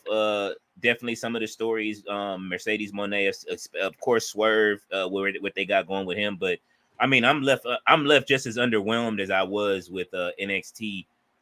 Definitely Collision last week and Ring of Honor last week, and Rampage was okay. Dynamite was so it's kind of like they're running neck and neck with NXT. What is Mr. All Days Off talking about right now? Saying that AEW is more interesting right now than Summer League WWE when we got the new bloodline out there. We got and you know that's going to be the biggest thing in wrestling when that trigger gets pulled. That's going to be crazy, Roman. You have he said, but see, that's what he's saying. He's saying right now everything is mid across the board. You don't like until they come. No, we like them, but I mean it's like hit and miss with the segments. Like you get Tama Tonga and you get, we waiting for Solo and them to come out. We get that presentation. And then it's like, what do we get after that? Like, you know what I'm saying? Okay. It's like every other match is good. Every other feud is good. It's like Raw last night. Raw to me was like a C grade Raw. Like it was all right. Like we got to see the Ricochet segment. That was cool. But then in the middle of that, like it's still like mid in the middle of that. You know what I'm saying? Like tonight, like even tonight was filled with just like returning people. You know what I mean? Whatever Duke's name was, like I'm still forgetting it because I don't know it. What's his name again? Eddy, whatever. Eddy Thorpe. Eddy Thorpe. You know what I'm saying? Like you know what I mean? Like look, I'm liking that Sean Spears got his first victory. You know what I'm saying? Like that was cool to see, but it's hit and miss. Like with what's going on, it's like everybody is still hurt. Becky ain't, you know what I mean? Even Becky being gone, we're starting to see with all of the people that we're invested in, because if finally in the last 2 years got to the point of us, those investments paying off in those wrestlers, that now we're starting to feel the effects of Seth Rollins being gone. You feeling that? Yeah, I'm feeling Seth Rollins being gone on Monday. Like now I'm like, damn, Seth Rollins, we ain't seen him in a minute. Like I kind of miss Mr. Monday Night, the Monday Night Messiah. You know what I'm saying? Like I miss Seth Rollins, Monday Night Rollins. I really miss the Monday Night Messiah. They never got to let that cook enough to me. Okay. Roman definitely with the bloodline being gone, but I do like Jey Uso. I love, you know what I mean? We do get to see Jey Uso. I kind of miss Jimmy being on there because Jimmy's gone. He's hurt, even though he probably had to have surgery or something. He's gone. That War Games match is gonna be crazy. Who? That War Games match is gonna be crazy. Oh, the Bloodline versus Bloodline versus Bloodline. The new Bloodline where they'll give you. Let's say they go with Solo, Tama Tonga, Tongaloa, the tall one that they just signed, the 6'8". Yep, and they've signed Hikuleo already. That's what I'm hearing, that they signed them. Damn, that was quick if they signed Hikuleo that quick. Yeah. And people, people have been upset saying that, you know what I mean? I'm starting to see the little comments. People been getting a little, you know what I mean, beside themselves, talking about they just signing all the Samoans. But I mean, I'm going to keep it up. First of all, they tonguing, and it's bringing in Haku did put in enough time for all of his sons and nephews to be brought back into wrestling. I'm just going to keep it a buck with you. But know what I'm saying? If you take that 5 with in Fatu, right? Jacob Fatu, that 5 against Roman Reigns, main event Jey Uso, no yeet Jimmy Uso, Kevin Owens and Sami Zayn. Ooh. Bruh. Bruh. Just the commentary that you finna get. Whenever Sammy and Jay get together, I think people even missed the whole the tree reference that they had when did you remember that one on a Monday night when they was talking, and he was like Sammy was like, man, my body hurt, and that nigga Jimmy was like, Jay was like, yo, I got something for that ooze. Oh my god. He was like, yo, it was something. He was like, man, I'm all stressed out. That's what it was. I'm stressed out. He's like, yo, I got something for that ooze. Don't even worry about it. Oh yeah, see. When Sammy and Jey Uso come together. Whenever Sammy makes the save, right? Whatever that episode is, that he makes the save and saves Roman or Jimmy Uso and Jay Uso, and they do that motherfucking hand. Mm-hmm. We going this crazy. building's gonna explode. They We are. going The honorary Oos. He gonna have the honorary Oos shirt, pull it back out. Yeah, it's gonna be crazy. Mm-hmm. I think so. And then that's when we get our heel turn. I think we're gonna get a heel turn. Either Kevin Owens or Sammy. We still haven't seen that up on the main roster like we should have. Right, for sure. We still need that. That is a championship WWE match that needs to happen at some point. Mr. Aldis off said too much Judgment Day. I absolutely agree, but we just haven't seen the payoff with Judgment Day. They're building to something with Judgment Day. Liv Morgan is coming in. She's coming in to take over Judgment Day little by little, week by week. That's why I say with her, if nobody noticed, she was talking to Dominic that one week when he came out of her dressing room. Dominic's kind of not rolling, but Finn is rolling. If you ain't noticed, that's why Finn keep jumping in the way. He keep having this jealousy thing. They keep pushing that jealousy thing. Then he took the key card to her room already. Yeah. So Finn is the one pulling the strings with the whole Dominic thing. If you ain't noticing, it's Finn doing the manipulation. Yeah. So we're getting story week by week, little by little with certain crews and stuff like that, while they're also introducing us to the new generation of WWE. People just going, there's some people that they're gonna have to let go. Ricochet is still a part of this next generation of WWE that we just haven't seen. I really hope so, and I hope he doesn't leave, and I hope he stays. But I mean, you gotta sunset some of these older wrestlers. With Becky, I'm sorry, Becky Lynch, if she wants to stay and be in the system of wrestlers that are just in the mix, she can do that. She doesn't have to do much. She got a bus. She could roll around with her, Seth, and the baby in the bus. But it's a new generation of wrestlers that's on the way up, and they got to usher them in. Even Undertaker took a step back during the Attitude Era and the what's the name. He was taking losses as well as wins when he was a Big Evil. You know what I'm saying? Like Undertaker took quite a few losses on the main roster. He wouldn't lose at WrestleMania, but he would lose throughout some of them weeks when he was the biker taker. You know what I'm saying? Because that's what's important. That's more important than an 800-day streak with a title. Like, you know what I'm saying? You got to put people over. And when you talk about sending people along, putting some of these older people out, Natalya, you can go to AEW or TNA or wherever and go. No. Let her come to NXT and do some stuff down there. Wherever. But get off the main roster. I mean, let her float. Like, she's doing what she's training a lot of wrestlers though. Yes, and that's good.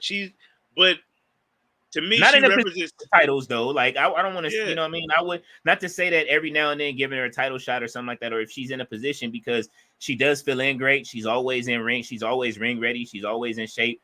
She's always ready to go. That's one thing I like about her. It's her and The Miz are the two of the most always ready to be put in any position wrestlers you can have.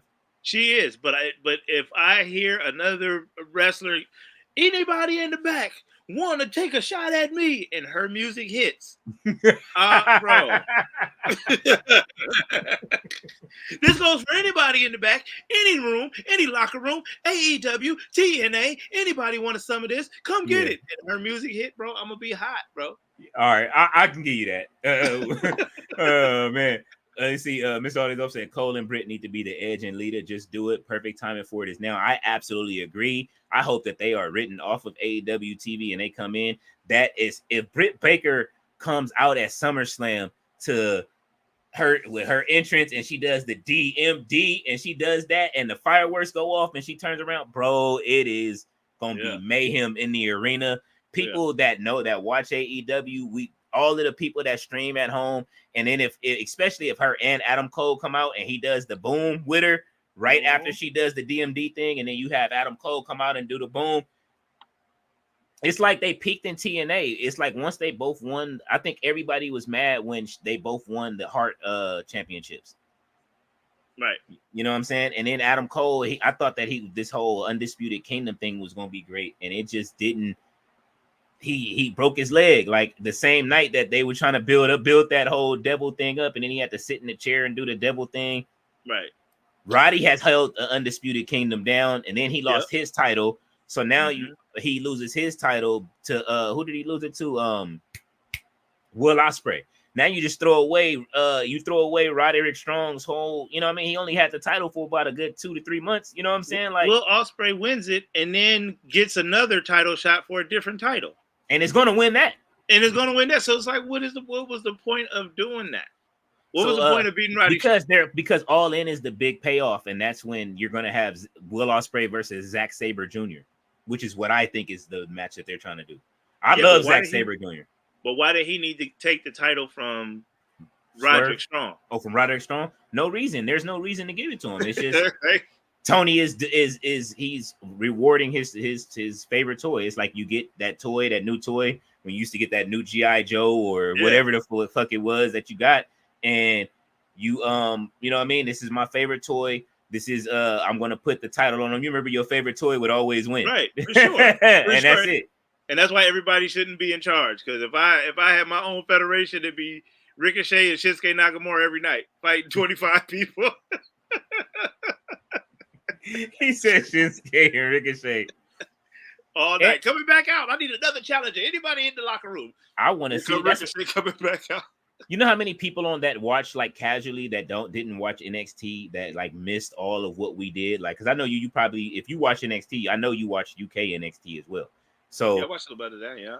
Yeah, so you know when Gunther was up there, and him and Ilya was having matches up there, and Piper Niven was up there, and everybody that was in NXT UK. When Pete Dunne was up in NXT UK, Pete Dunne was out there holding it down. Oh my God, NXT UK. That's what I say when people didn't understand. Then they came down to the regular when they finally got a chance to come, and then you know what I mean. It was kind of you know what I mean, and then so. But NXT, when they all started migrating over, the UK people started coming slowly but surely, and they start bringing them through. And then some of them left, and some of them came back. But they started slowly but surely bringing them through through that. You know, I mean, people haven't seen the match with Ricochet and Velveteen Dream, or just the build up to the match. The build up to the match was amazing. That's when Velveteen was like, "I can do anything that you can do," and he was doing it. He was doing everything that Ricochet did. Till he hit that front flip out the ring. And that's when Velveteen was like, oh. Yeah. And he did the front flip and he was standing up like in church shoes. Like, I was like, oh, man, I didn't know he could do it in church shoes, bro. Like, yeah. They need to bring Velveteen back, man. Velveteen was top notch. He got it. He understood it. He understood the wrestling assignment, at least the wrestling part of it. He understood everything except for you know what I mean, don't kick it with people in these fans in your DMs, and he's that was it. He had his receipts, which was good. Yeah, but let's not act like wrestlers ain't made mistakes. Some of the biggest mistake makers is wrestlers. So, absolutely not. They're not. You know what I mean, everybody's not the sharpest, not the ripest potato for the peel, as I like to say. You know what I'm saying? Yeah, they not for sure. But not. And even then, what was I gonna say? In regards to it, like right now, I mean, there's way too many names that could switch companies. I just don't see. I think AEW is too bloated with talent. Like for sure. At WWE, at one point, people were complaining about WWE's budget cuts, and when they cut a lot of the people. But if they didn't do those budget cuts, we wouldn't have some of the people that we have now that we get to see, like that finally made the main roster jump. There was a lot of people that did need to go. You know what I'm saying? But Adam Cole wasn't one of them. Keith Lee definitely wasn't one of them. You know what I'm saying? Like, and I understand, like right now, Keith Lee hasn't been used. He doesn't even get the right medical treatment that he needs. WWE would have made sure he had the right medical treatment that he needs to be able to wrestle right now. And he was one of Triple H's guys that he saw as the future. Luckily, we got Obafemi. Obafemi's not going to last too much longer in NXT. No, exactly. He's going to take Trick Williams' title, and he'll be on the main roster at some point. Absolutely, as he should be. I feel like AEW is too bloated with talent. AEW is like if you got MCA Studios right now, like today, like tomorrow, you got a call like, hey, you now own MCA Studios right there on Hollywood Boulevard. And all of the homies that you would have to kind of, hey, man, let me get up in there, man. I can rap. I've been rapping for years. You got to get them in there. Then you got to try to get people like, oh, the Dog Pound got let off of Death Row. I got to get them. You know what I'm saying? So you start signing people, and it just becomes too much. Because you don't really have that was but see, that's the mistake that they always make. Yep. And that was a good analogy as far as saying like the Dog Pound like that too, because Snoop did that with like he's doing it now, but it actually worked. Like Right. I'm not gonna front. The new Dog Pound album is actually kind of fire. For sure. Like, My favorite if color is any- blue. that whole thing it's actually a more mature. I'm hearing a mature Corrupt is mind blowing to me. Right. Right. You know what I'm saying? To where Right. he is like, I'm a grandfather and all this shit. Like, I'm like, God damn, this nigga, he's that old. But on top of it, just hearing the mature raps from them, but understanding that, I understand what you're saying. It's like how Tony Khan just signs everybody, and I'm going to sign this person. Oh, this person's free. Give me first crack at him. It's like WWE ain't looking at first cracks at a lot of these people that get released. Triple H does have his finger on the pulse. They're fighting for some of the same people, but not everybody. But it's like when Snoop went over to Priority, and remember when he ran Priority for a second? Yep. What was one of the first albums he put out was he re-put out Master P's Ghetto Dope, and it's like, what are you doing? Right. Like, why aren't you signing this person? Why aren't you signing you know what I mean? Like, and then he signed Sugar Free to Death Row, like when he first signed, had the Death Row deal. Jay-Z Def Jam. Same thing. But no, wait. But we can't do that because he signed Rick Ross, he signed Jeezy, and he signed Rihanna. The only one that didn't work out was what's her name that had the song How to Make a Girl Feel. He shelved DMX. He signed a couple other DMX people. needed to be shelved. I'm just saying, like, I mean, there's a reason why people who running it are running it. If you can look at it and be like, oh man, if I had it, I would do it like this. And then somebody say, okay, here, you could have it, and you can have it for real. Let me see you do it. And I feel like that's what WWE kind of did with AEW. All right, here, you got all this. We're releasing some people. The people that WWE is signing and making big deals about the signing, those are big deal type people. Yeah. Cody Rhodes, Jade Cargill, the GOD. You know what I'm saying? Like they really, instead of just, oh, that person got released, Ty Dillinger got released. Let me go get him. AEW snatched him up just like that. Anybody got released, you know they were showing up over there. They signed everybody, and then now they have a bloated roster. It was like, to me, it was like a plan. Like, Vince, I think that it was like, let's just put our tinfoil wrestling hats on real quick. I think it was a plan for them to release all of those people. Mm-hmm. Half of the people is sleeper agents, right?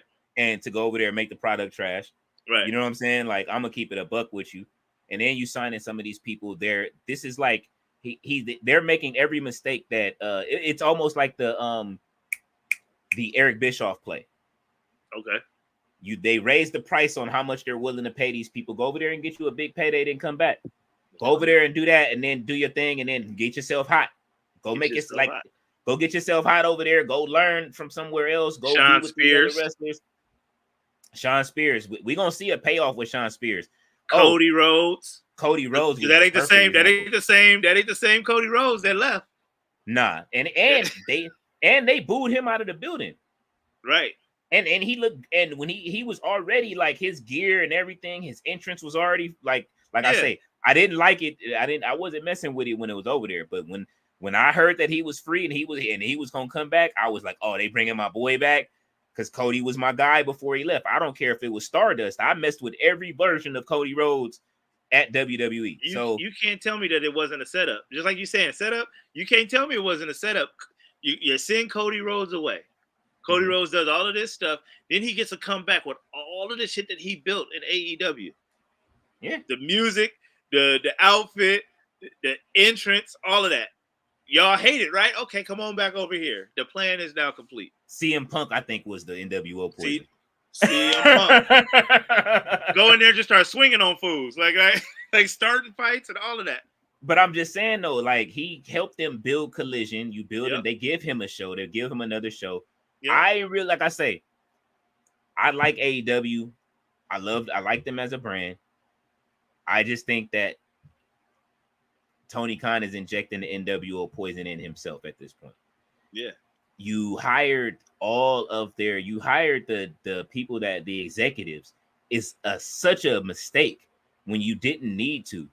I understand that there's talent over there, but there's talent that wants to transition into doing business. Right. That probably would be good businessmen in the territories. That's how it was done. You know what I'm saying? Like the people that were in the territories became businessmen, and they started running the companies. And I think that he was better off putting Paul White in a position to do something. Put Mark Henry, who discovers Samantha Irvin, who discovers Jay Cargill, who discovers Apollo Crews, who discovers Bianca Belair. The list goes on. Now he comes. I know he's coming to get a Legends deal. It's a matter of time before he has a Legends deal with WWE. He's already over there. Thunder Rosa. It's only a matter of time before her contract runs out, and she is like, you know what? I've been over here caping for WWE, and I've been talking up their product on Busted Open Radio for a minute. Let me go. Right. Can I come over to do a little something in NXT? I would love to let her show up on a SmackDown or NXT or Raw. Right. The whole time you could tell it was a setup. It was a great play. I don't know who's behind it, but definitely send your people away. Let them get a bigger name and then bring them back. And then the ones, look, CM Punk, when CM Punk came back, you come back to AEW, because I don't even know if you can wrestle. I don't even know how long you can last in the ring. Go over there, start having all of these banger matches. Oh, CM Punk is back. He's back. We love him. We love him. Come on back over here. Oh, the way he left was he let you know he was coming back. He let you know, to me, he let us know he was going to do anything to get back when he walked backstage and apologized to Triple H, apologized to The Miz. When he did that, and when Tamina said, "Come on, man, come inside, bro." When that video popped and they showed Tamina, like, "Man, come on, man," like, and he went in there, he was like, "I don't know," and he went in there and did that. Vince told him he had to leave, but when he left All In and did the Roman exit and had the Bloodline exit, I know you saw that, right? No, I didn't see that. Man, go look at the picture. He did the Bloodline exit when on his last match after he got into it with Jack Perry. And he's still the true AEW champion because nobody beat him, by the way. Right, that's what I'm saying. Like, dog.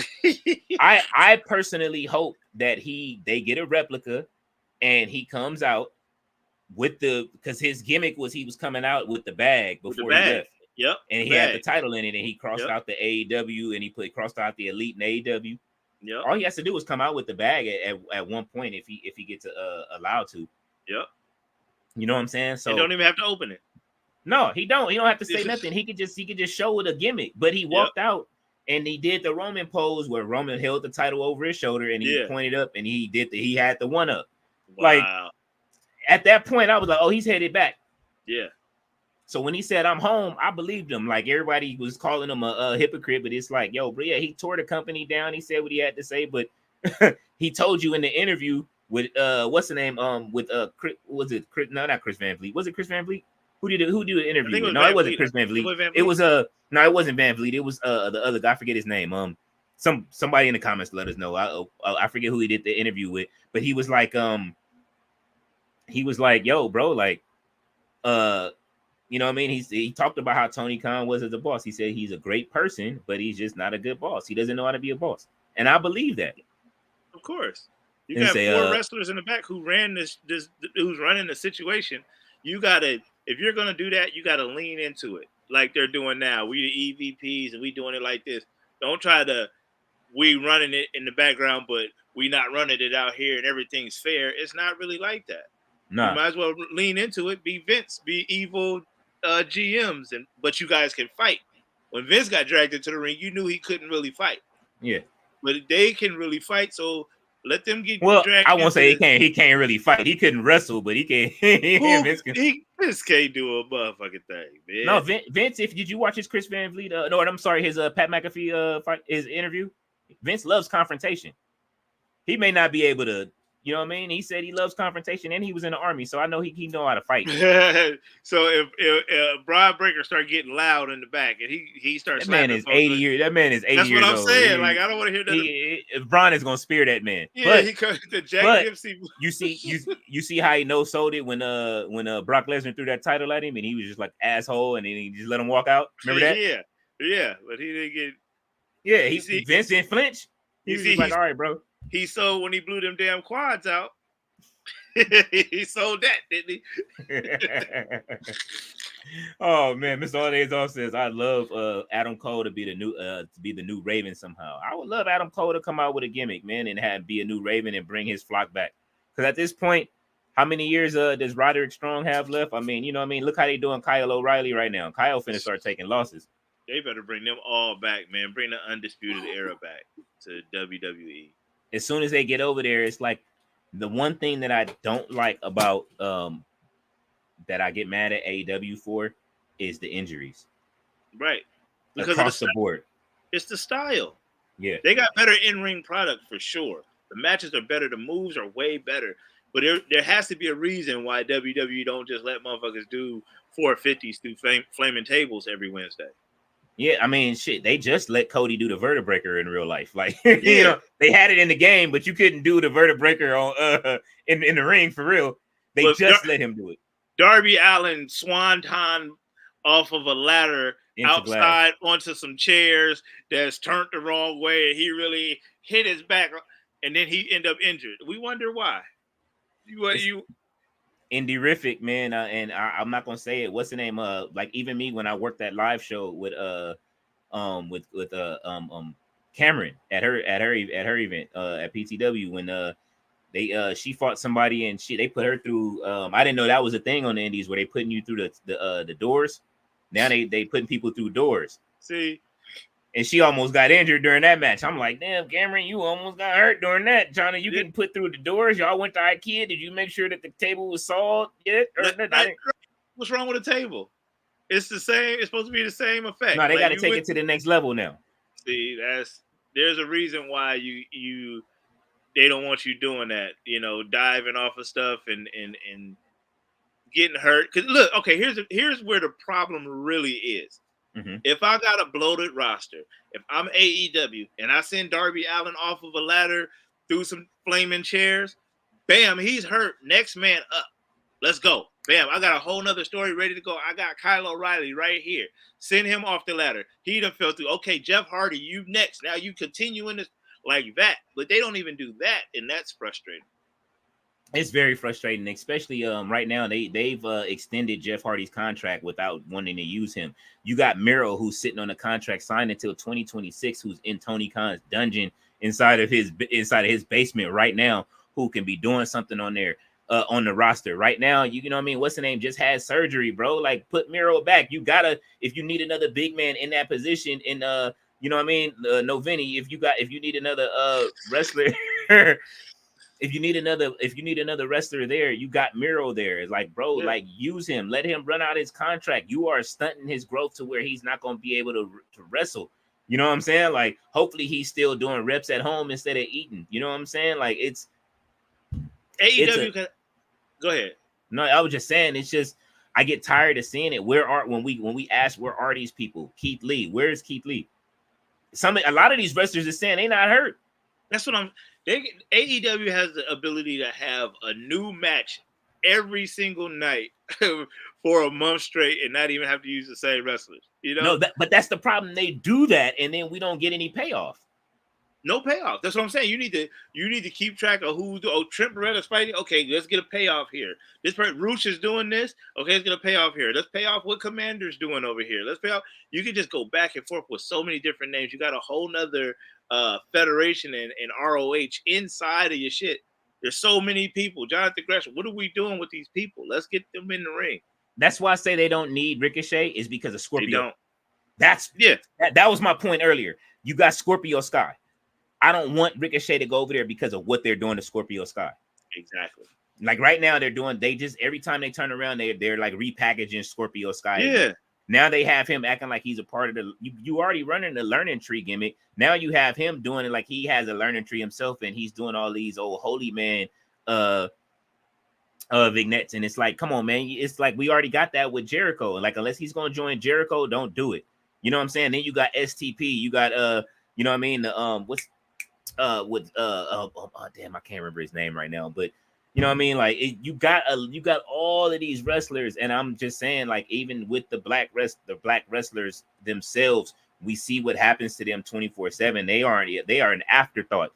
So to me, what Big Swole said holds credence, and I'm sorry that it's true. And it's true. It's what she said holds credence. Leo Rush, he sees that he's repackaged and he likes this whole. We ain't even seen the Black Heart gimmick yet in AEW. Right. You know what I mean? Leo, and once they do see the Black Heart gimmick, he's gonna use it for a little while and then he's gonna lose to Orange Cassidy. He done came out in 13 casino battle royals. You know what I'm saying? Here, who's the Joker? Who's and Leo Rush every time, and they don't never do nothing with that. He done did it like 4 times already. Leo, but I mean, Leo Rush backed up Big Swole's comments, and Tony Khan just didn't like it. So, but I'm gonna say that I think that we over the years we can actually say that Big Swole was right. You know what I'm saying? And one of the things I like about Big Swole, I haven't seen her try to return to AEW. She is over with Ashe Wrestling. I buy all of their pay-per-views. I don't know if you have invested in the Ashe. I do it just because I always ask my. What is that? Ashe Wrestling. It's some black wrestling. Yeah, it's a all black wrestling league. Okay, I know what Ashe mean. That's why I'm like, oh, okay. Yeah. I think they've had the Pan African Championship defended at one of their events already. They've had wrestling at the Pan African Film Festival. That's crazy. You stupid. No, but everybody goes over there. Kiera Hogan, she's always there. I think that she has a match. I think that they have an event coming up. Like if it hasn't been it's coming up. Kiera Hogan is tagging with I don't know if it's Faye Jackson. I believe. Let's see. Let me look at I buy all of their pay-per-views. I want to have a watch party to watch all of them with a whole bunch. Okay, June 22nd is their next one. It's number 4. I have all 3 of their first ones. What? Where is it at? They're based in North Carolina usually. What? Okay. So I'll send you the link, but let's see. Yeah, send me the link to that. Man. Shelton Benjamin is gonna be there. Kiera Hogan is gonna be there. I don't know if you familiar. What's his name? Darius Lockhart is the owner. Jonathan Gresham has wrestled there. Darius Carter is fighting there. You know who Darius Carter is? I don't know Darius Carter. Where the Human Tornado at? You'll love Darius Carter, bro. Where the Human Tornado? Who are you talking about? You don't know who the Human Tornado is? Not off the top. He used to come out to Sugar Free, and he used to come out. He used to come out to Sugar Free. He got the backhand slap. He be doing the kid and play in the corner. Mm-hmm. Yeah, he the sloppiest looking dives, but he be out there. Okay, so they look like they starting to even have Juneteenth. Juneteenth wrestling. They doing something on Juneteenth as well. Like you know what I'm saying? But I mean, like I say, Ashe, bro. Like, this is just on some event, right? Yeah, it's called this next one is Ashe Wrestling Cosmos, I believe is the next one. So definitely I'll send you the link on that. And matter of fact, if you in the Discord, we can have a watch party in the, you know what I mean? So you can get caught up on their pay-per-views. I have all of them. I always promote them. I always let people know to like check out Ashe Wrestling. Matter of fact, I'm gonna put the link in the chat just so y'all can go over there and check them out. Definitely, I would say if you guys do want to see it, watch the first 2 pay-per-views over the third. If you want to invest in the third was kind of like, you know what I mean? Like, and I think it's only because of I don't know if it was the event; it just didn't come together quite well, but. I would say that they did have a good match. Kiera Hogan definitely she shows up for them. She's only not made it to the second event. Teddy Long and who was it? Teddy Long and Ron Simmons were at the second event. The first event, commentary was done by D'Lo Brown. You know what I'm saying? Whoa. So they're like it's Ashe Wrestling is dope, man. So you know what I mean. Definitely give it a shot. RB says under McPimpin, he said booking Adam Cole couldn't succeed. Absolutely not. Sure couldn't have. Nah, it wouldn't have worked with Adam Cole on the main roster. What I really truly believe now that we're in the Paul Levesque era, as Stephanie McMahon has stated, that we will see Adam Cole come back. Anybody that he was building, I think that he will try to bring back in. I do like that I like what Shawn Michaels is doing. Like, listen, DX running WWE couldn't have been written any other way. What I would love to see Billy Gunn come back and train. If you see his physique, no Vinny, like he is, bro. He's bigger than both of the Acclaimed. Like, you know what I'm saying? Like, for sure. Like his physique he's in better shape than both of the Acclaimed are in good shape. Right. But they don't even have the height. And so I understand it, but it's like people aren't as tall as they used to be, and you know what I mean, they're not as, you know what I mean, they're not as they were. If you, that's why what's the name was built the way it was built. Vince tried to go in 2.0 and do the same thing that he did with WWE in the original, like, yo, we're gonna find the biggest, tallest wrestlers, we're gonna go back and we're gonna get divas again, and that's not what we wanted. Luckily, we did get Tiffany Stratton out of that pool. You know what I mean? There were certain people that we got, but we ain't rocking with Tiffany right now until she gets till they ain't finished working out her allegations and all of that. We saw what she posted. So I'm not even a fan no more. It's just, it is what it is with Tiffany Stratton there right now. You know what I'm saying? If they're not gonna let her go because she's talented like that, I think they just need to let her go, because I don't know how many fans, you know, some fans stuck by her, but some didn't. Me personally, I don't. She's whatever. You know what I'm saying? I'm cool with who they putting in her place right now. And they can bring up somebody else. Bring up Tatum Paxley. Mr. Odezov said, if this is just a massive reset for Ricochet, I'll give Triple H his props. Ricochet returning at Royal Rumble 2025 and eliminating Braun would be, looking at it, I think he'll be back sooner than that. I think he'll be back sooner than that. I don't think that they're going to give him too much time off, if you know what I mean, like, for what they're trying to do. Like he said, I take credence to Ricochet saying something has to change. So unless he made up his mind that his contract was over then and he was starting his exit then, and he's going to go off to AEW, and that was their plan. But I couldn't see Triple H letting him walk out the door right into Will Ospreay's arms and to go wrestle a match with Will Ospreay, especially with the things that Will Ospreay had to say about him. I can't see it. And that's the sad part is that's the ceiling. That match. Like, okay, we get the Will Ospreay Ricochet match. Like, that is the ceiling. And then now you just signed a 5-year contract. I don't think anybody's made that mistake more than what's the name? But like I do agree with who was it? I forget who online said it. Some guy said that he should sign a 6-month contract versus signing a 2-year, 3-year deal, making big money. Sign a 6-month contract with it. A shorter term contract, even with WWE, it might work for some of these wrestlers. Yeah, but they're gonna waste him on. I mean, they wasted him now, but he's gonna be so lost in the sauce in AEW. I think so. You get a good few matches over in AEW and then go to New Japan. I say you sign a longer contract with New Japan and you do that. But look at what it's doing for Leo Rush right now. Look at New Japan's pay-per-views. Americans are starting to understand. I will thank Tony Khan for that, because more Americans know about New Japan right now. But even WWE is signing New Japan talent. Like, you know what I'm saying? Yeah. And they were this close to having a deal with New Japan recently. Right. You know what I'm saying? So, but that'll be a lateral, or almost not backwards, but it'll be a lateral move if he goes to New Japan and has super great success. The goal still is to be in WWE. That's for everybody. Right. So, like, it's the apex. Yeah. So once you go do that now, okay, I've been in New Japan busting my ass for 5 years, man. Bring me in. You don't know who gonna be running it. You don't know if they're gonna try to bury you when you come back. You know what I'm saying? If you getting surprise rolled up by Natalya, bro. But you know what though? People complain about Cody Rhodes a lot right now, and they're bored with his story, or they're bored with him holding the championship. Yeah.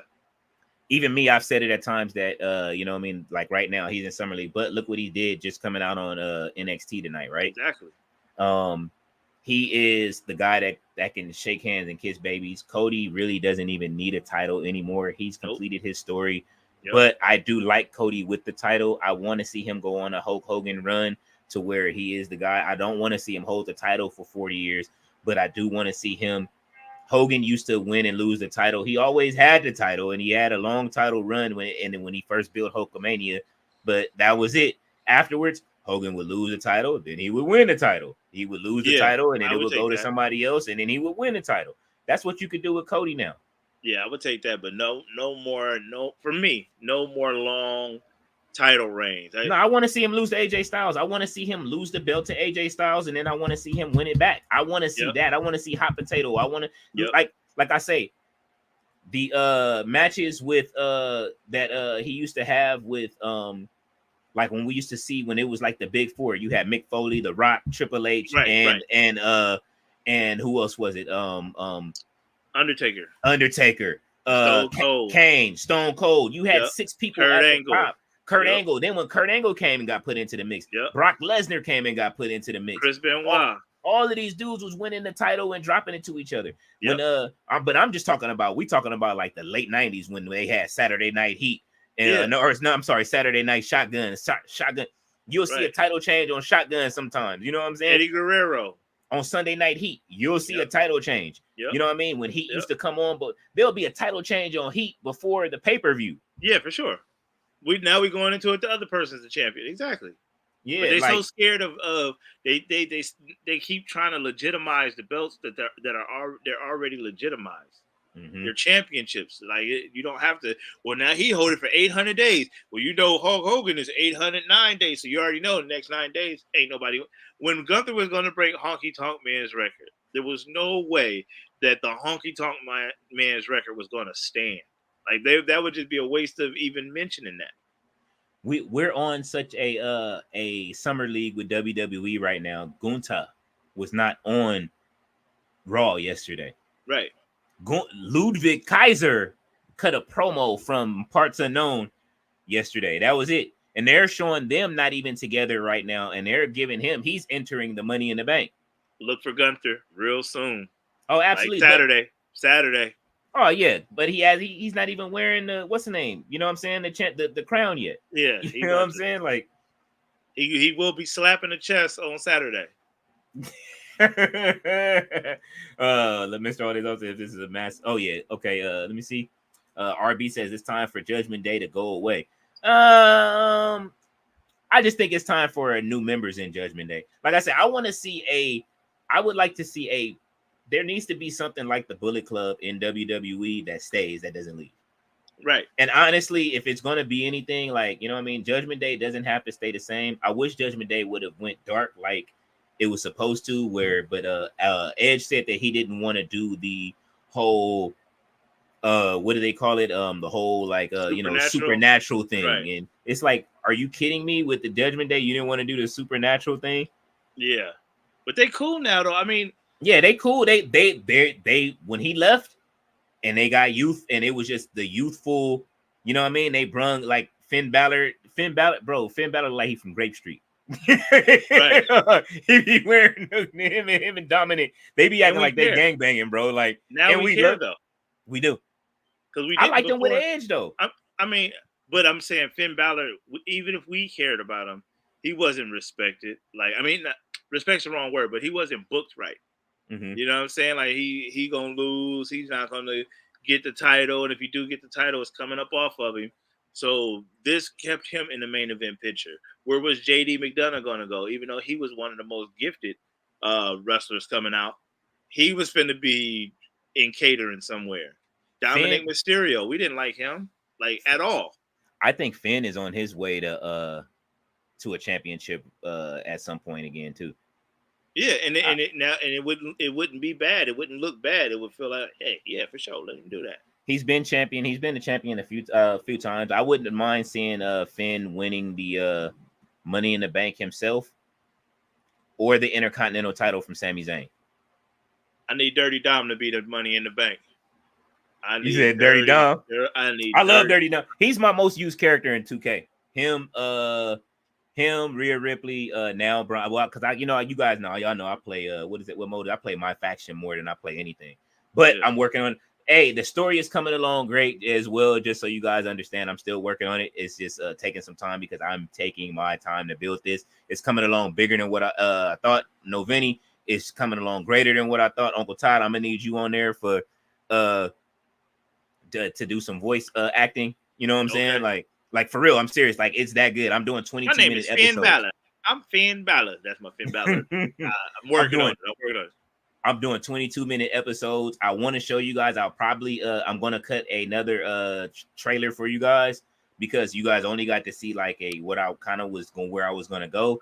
But even then, when I cut that, I didn't know that it was gonna turn out the way that I started doing it. And with the power of knowing how to edit and AI and a lot of this other stuff, I've been able to pull off a whole bunch of brand new incredible stuff that's like, yo, like, you know what I mean? Like Right. I'm really taking things and pulling it from here and there and being able to build it. But you guys will be able to see that soon. I'm off topic right now, but it's coming, and I'll have another trailer for you guys just because it needs to happen. I'll probably have the opening of episode 1, and I'll show you guys the first maybe like 2 minutes out of a 22-minute episode that I'm doing.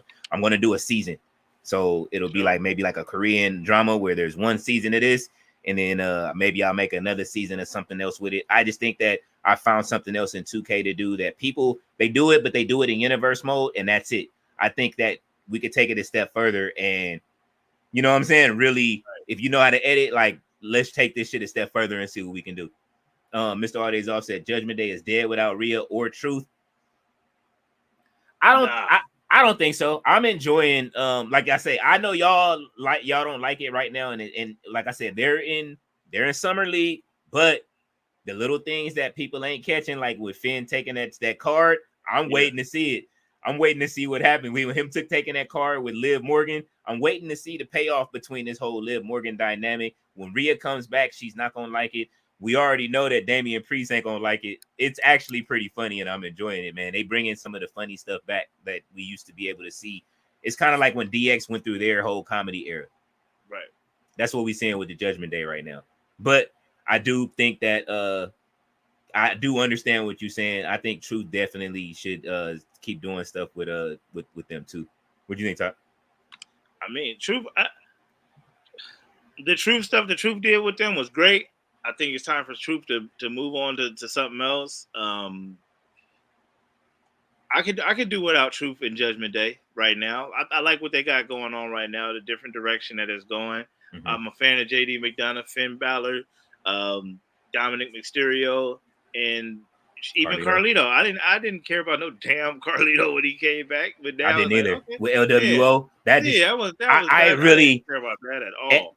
And I think that they're I know that the merch it may be selling for LWO and stuff like that, but I think they're missing the point of what LWO was. LWO was a protest because NWO was everything, and LWO was like they did that and they stuck together so they can stop fighting each other.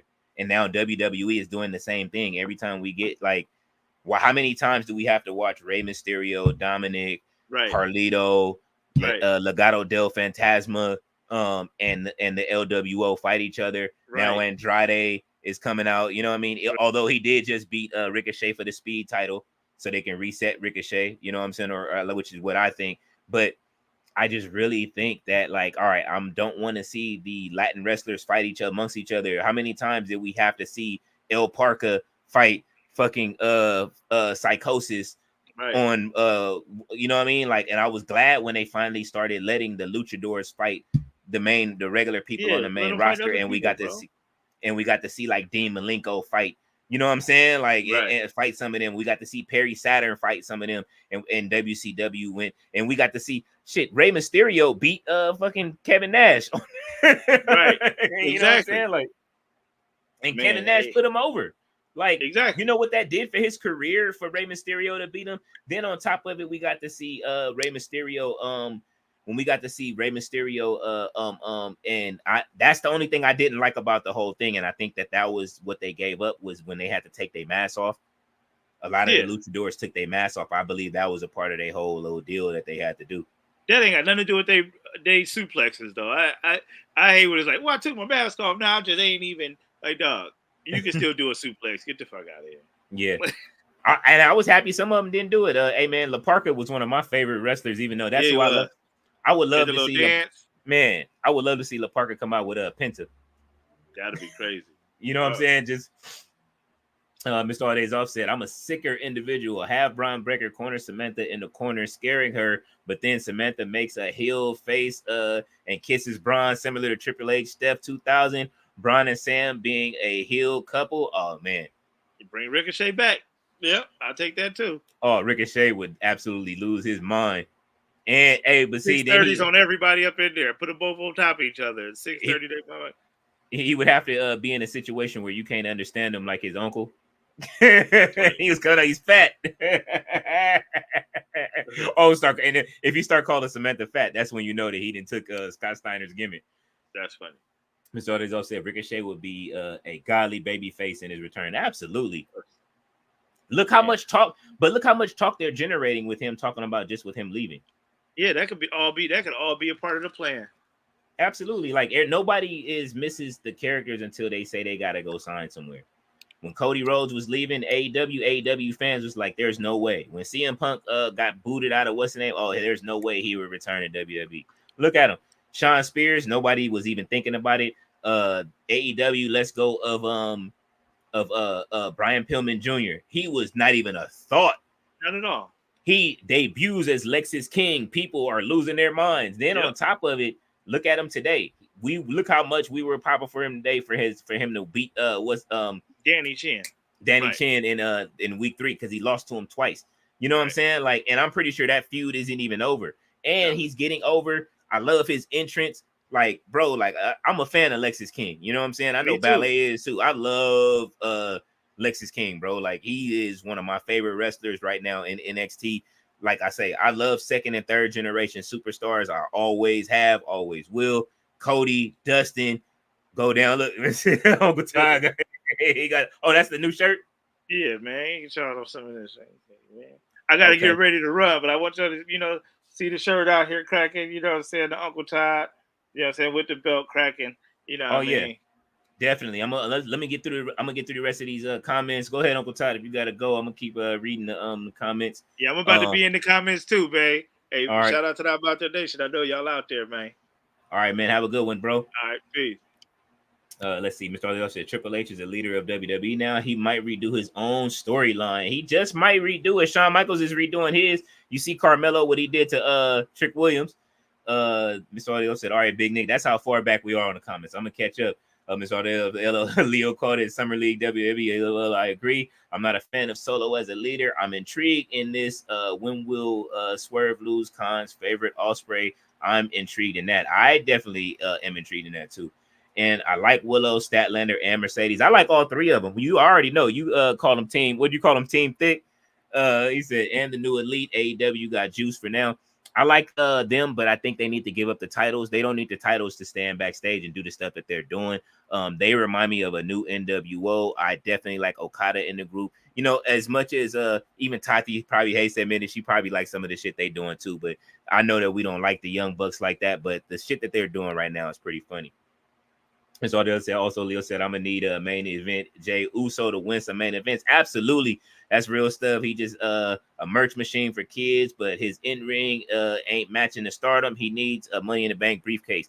I really believe he does need to do that, and he does need to win his main event matches. He's lost a lot, but what I will say is, you know what? Seth Rollins went on a 1 year, damn near 2 year losing streak, and he lost to Cody 3 times in a row, and after that, he was rewarded with that title. He said, you spitting straight facts right there. Absolutely. He said that every rookie girl gets called out by Natty. That is real spit on everything, bro.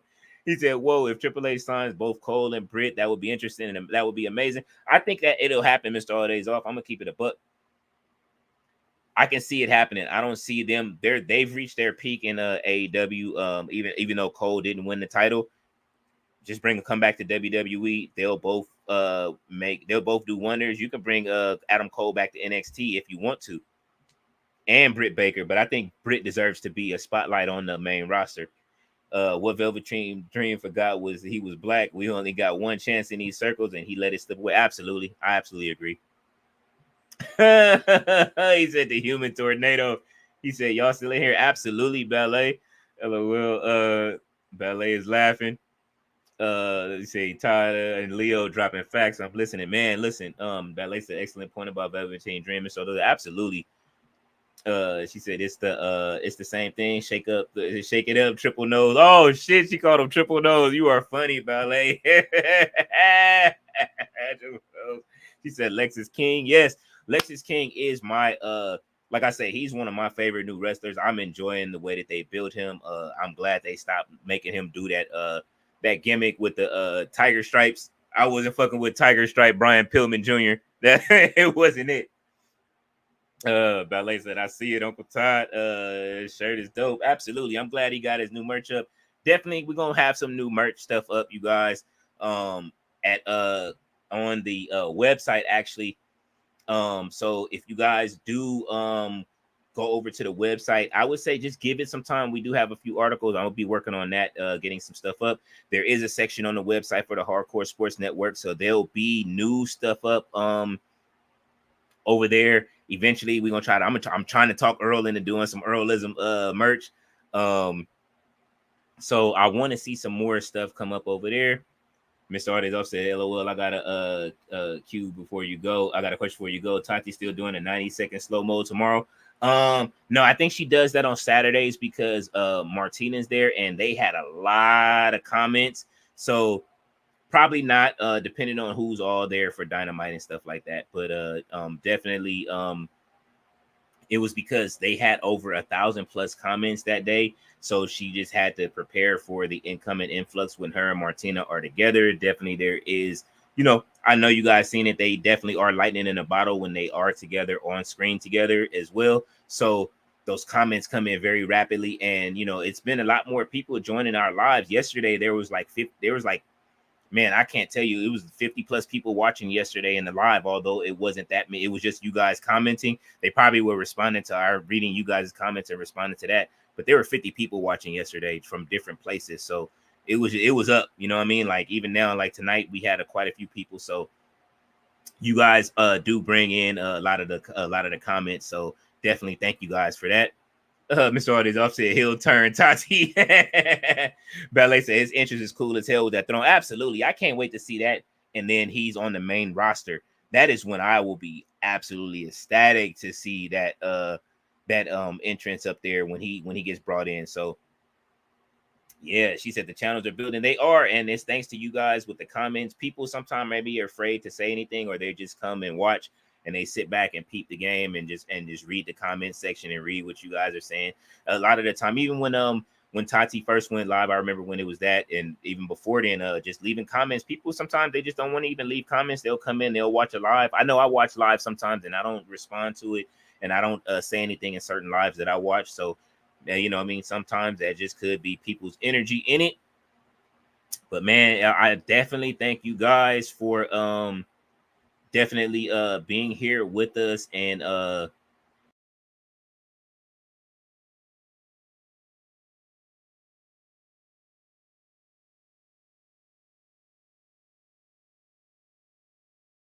I disappeared for a second. Sorry about that. Thank you guys for rocking with us.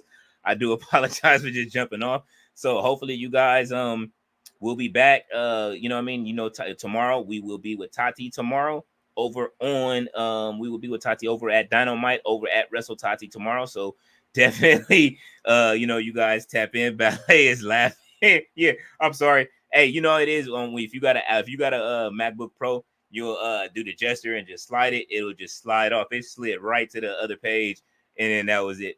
But thank you guys for watching and being here with us. I appreciate it, and I will see you guys over at Wrestle Tati tomorrow, and y'all have a good evening.